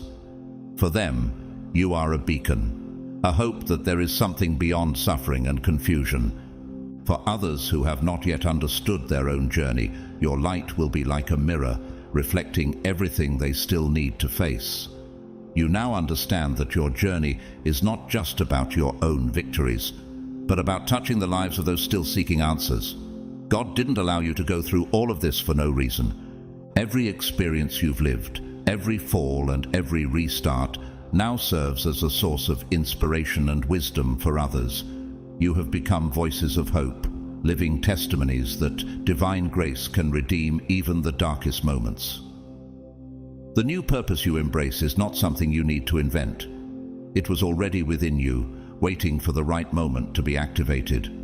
You were called to influence, to impact, and to transform not only your own lives, but also those of the people who cross your path. Every word you say, every act of kindness, and every demonstration of faith is a seed planted in someone's heart. This new purpose is about living authentically, knowing that the world needs what you carry. It's not about being perfect, but about being true, about reflecting God's light in a world that often lives in shadows. You are the hands, the feet, and the voices God uses to reach the lost, comfort the afflicted, and lift those who have fallen. You have reached a point in your journeys where your understanding of yourselves and the world around you has profoundly transformed. It's not just an external change, but a true internal awakening. You have learned to recognize the signs that God sends, to listen to the intuition that guides your steps, and to trust the gentle voice of the Holy Spirit that speaks to your heart. It's as if the veils that covered reality have been lifted, allowing you to see clearly the purpose of every experience lived.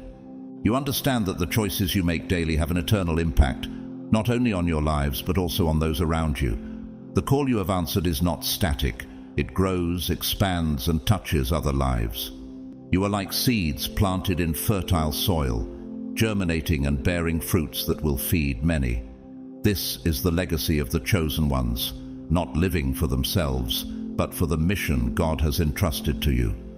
You carry this strength in everything you do, whether in the way you treat people, how you face difficulties, or how you rise after a fall. Everything reflects God's presence in your life. You are no longer defined by past failures or fears that once paralyzed you. On the contrary, these experiences are now seen as fuel to keep moving forward, to turn what was pain into purpose and what was failure into victory.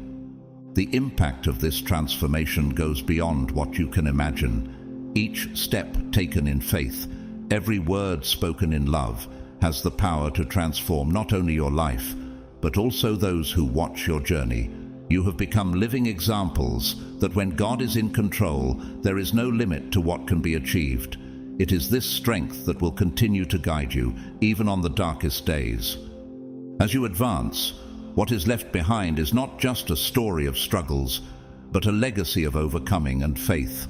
This legacy is not made of material things, but something far more valuable, the transformation of lives. You leave a mark on the hearts of everyone who has the privilege of knowing your story. This is the true impact of the chosen ones, being light amidst darkness and hope for those still searching for the way. Your legacy is also an invitation to others. Seeing the transformation God has worked in you, many people will feel inspired to seek their own journey of faith and self-discovery. You become bridges that link the world to eternity, living witnesses that it is possible to start over, even when everything seems lost.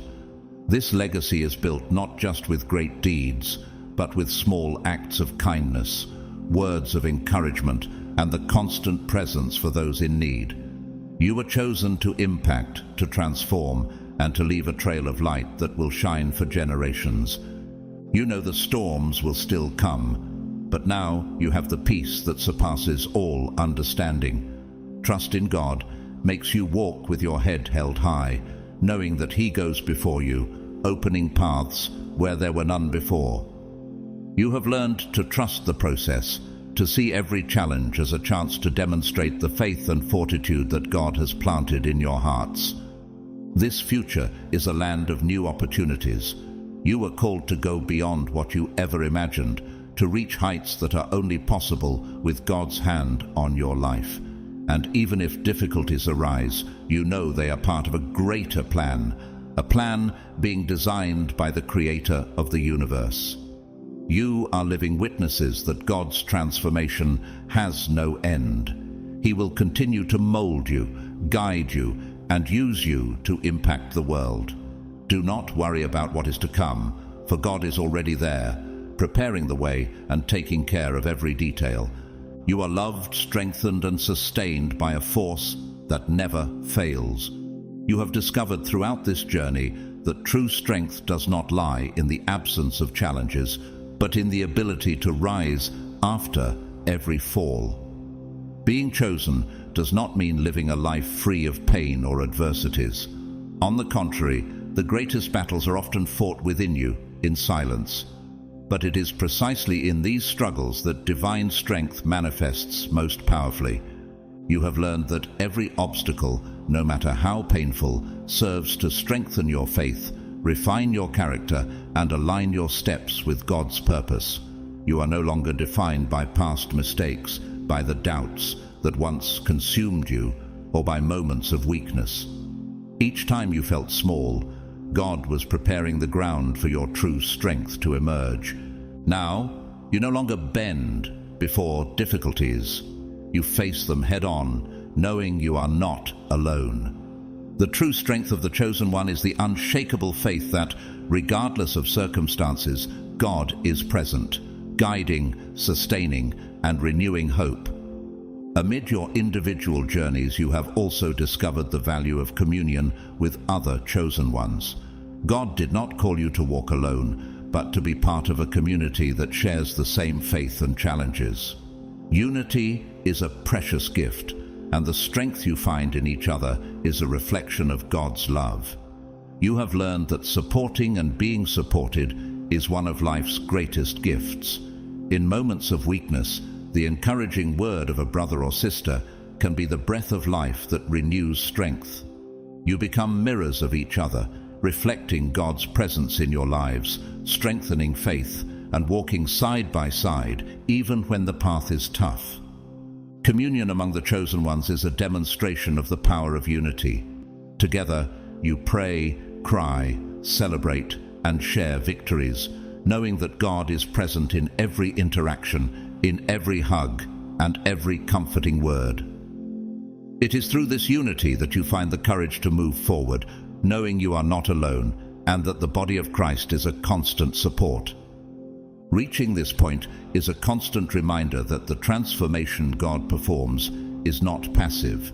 It manifests in action.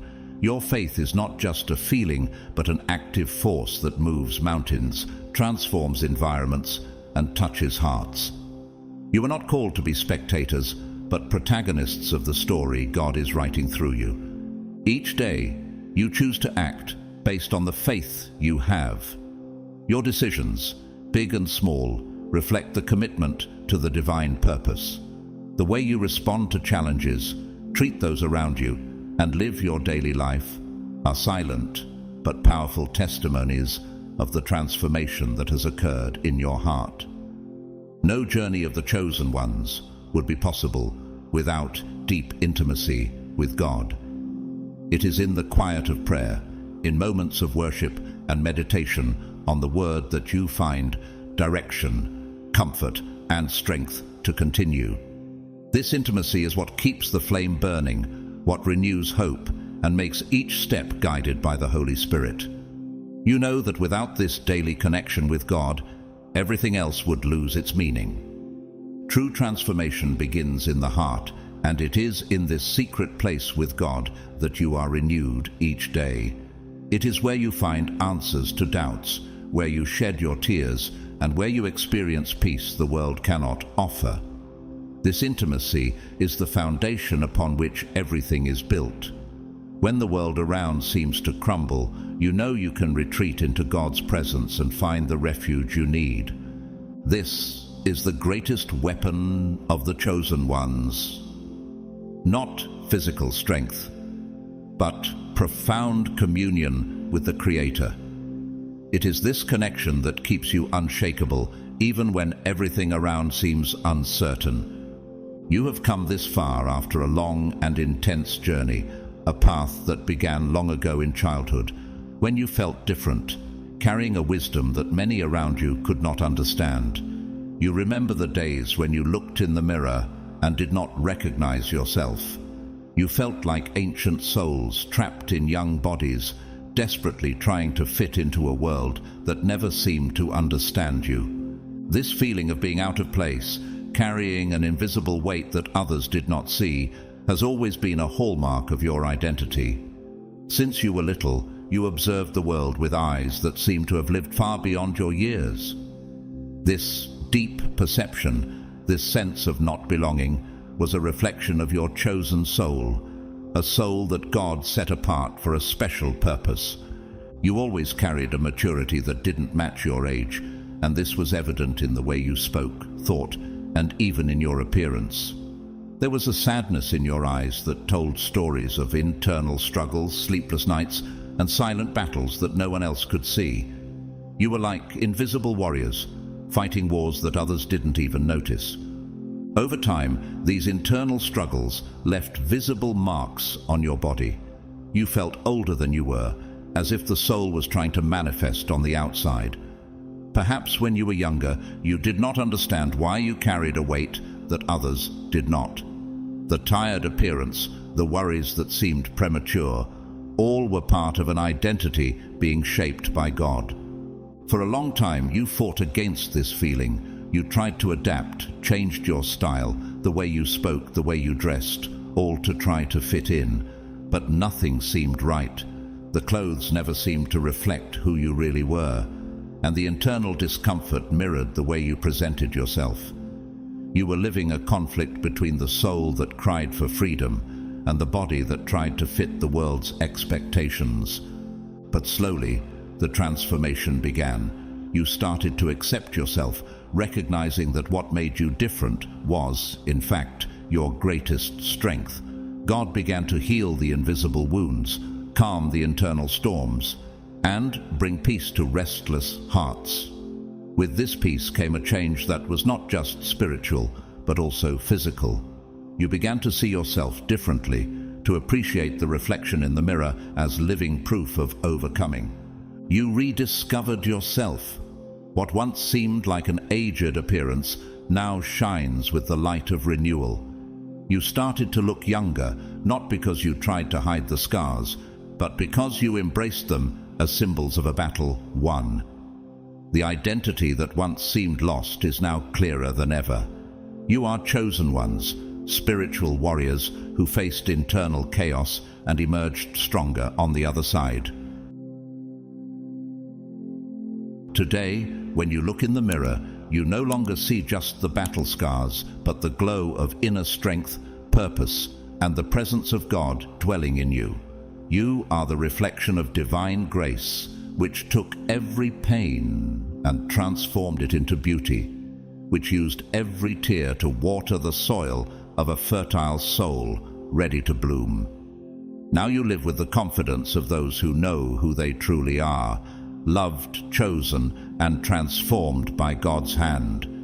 You are like ancient trees with deep roots, yet blooming with the renewal of spring. While the world sees only the outer bark marked by storms and seasons, your essence remains ever young and vibrant. You do not age like others. On the contrary, each passing day rejuvenates the soul and further illuminates the light you carry within. You are old in wisdom, but young in spirit, carrying a light that defies time and reveals that true youth lies in the eternal connection with God. The world may have seen your scars, but now it sees the glow those scars left behind. Your appearance reflects the journey of a soul that found its true identity in God, an identity that was never about trying to fit in, but about standing out.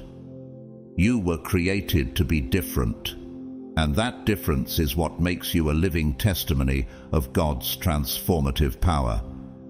Continue to walk with this certainty, for your identity is a divine gift that no challenge can steal.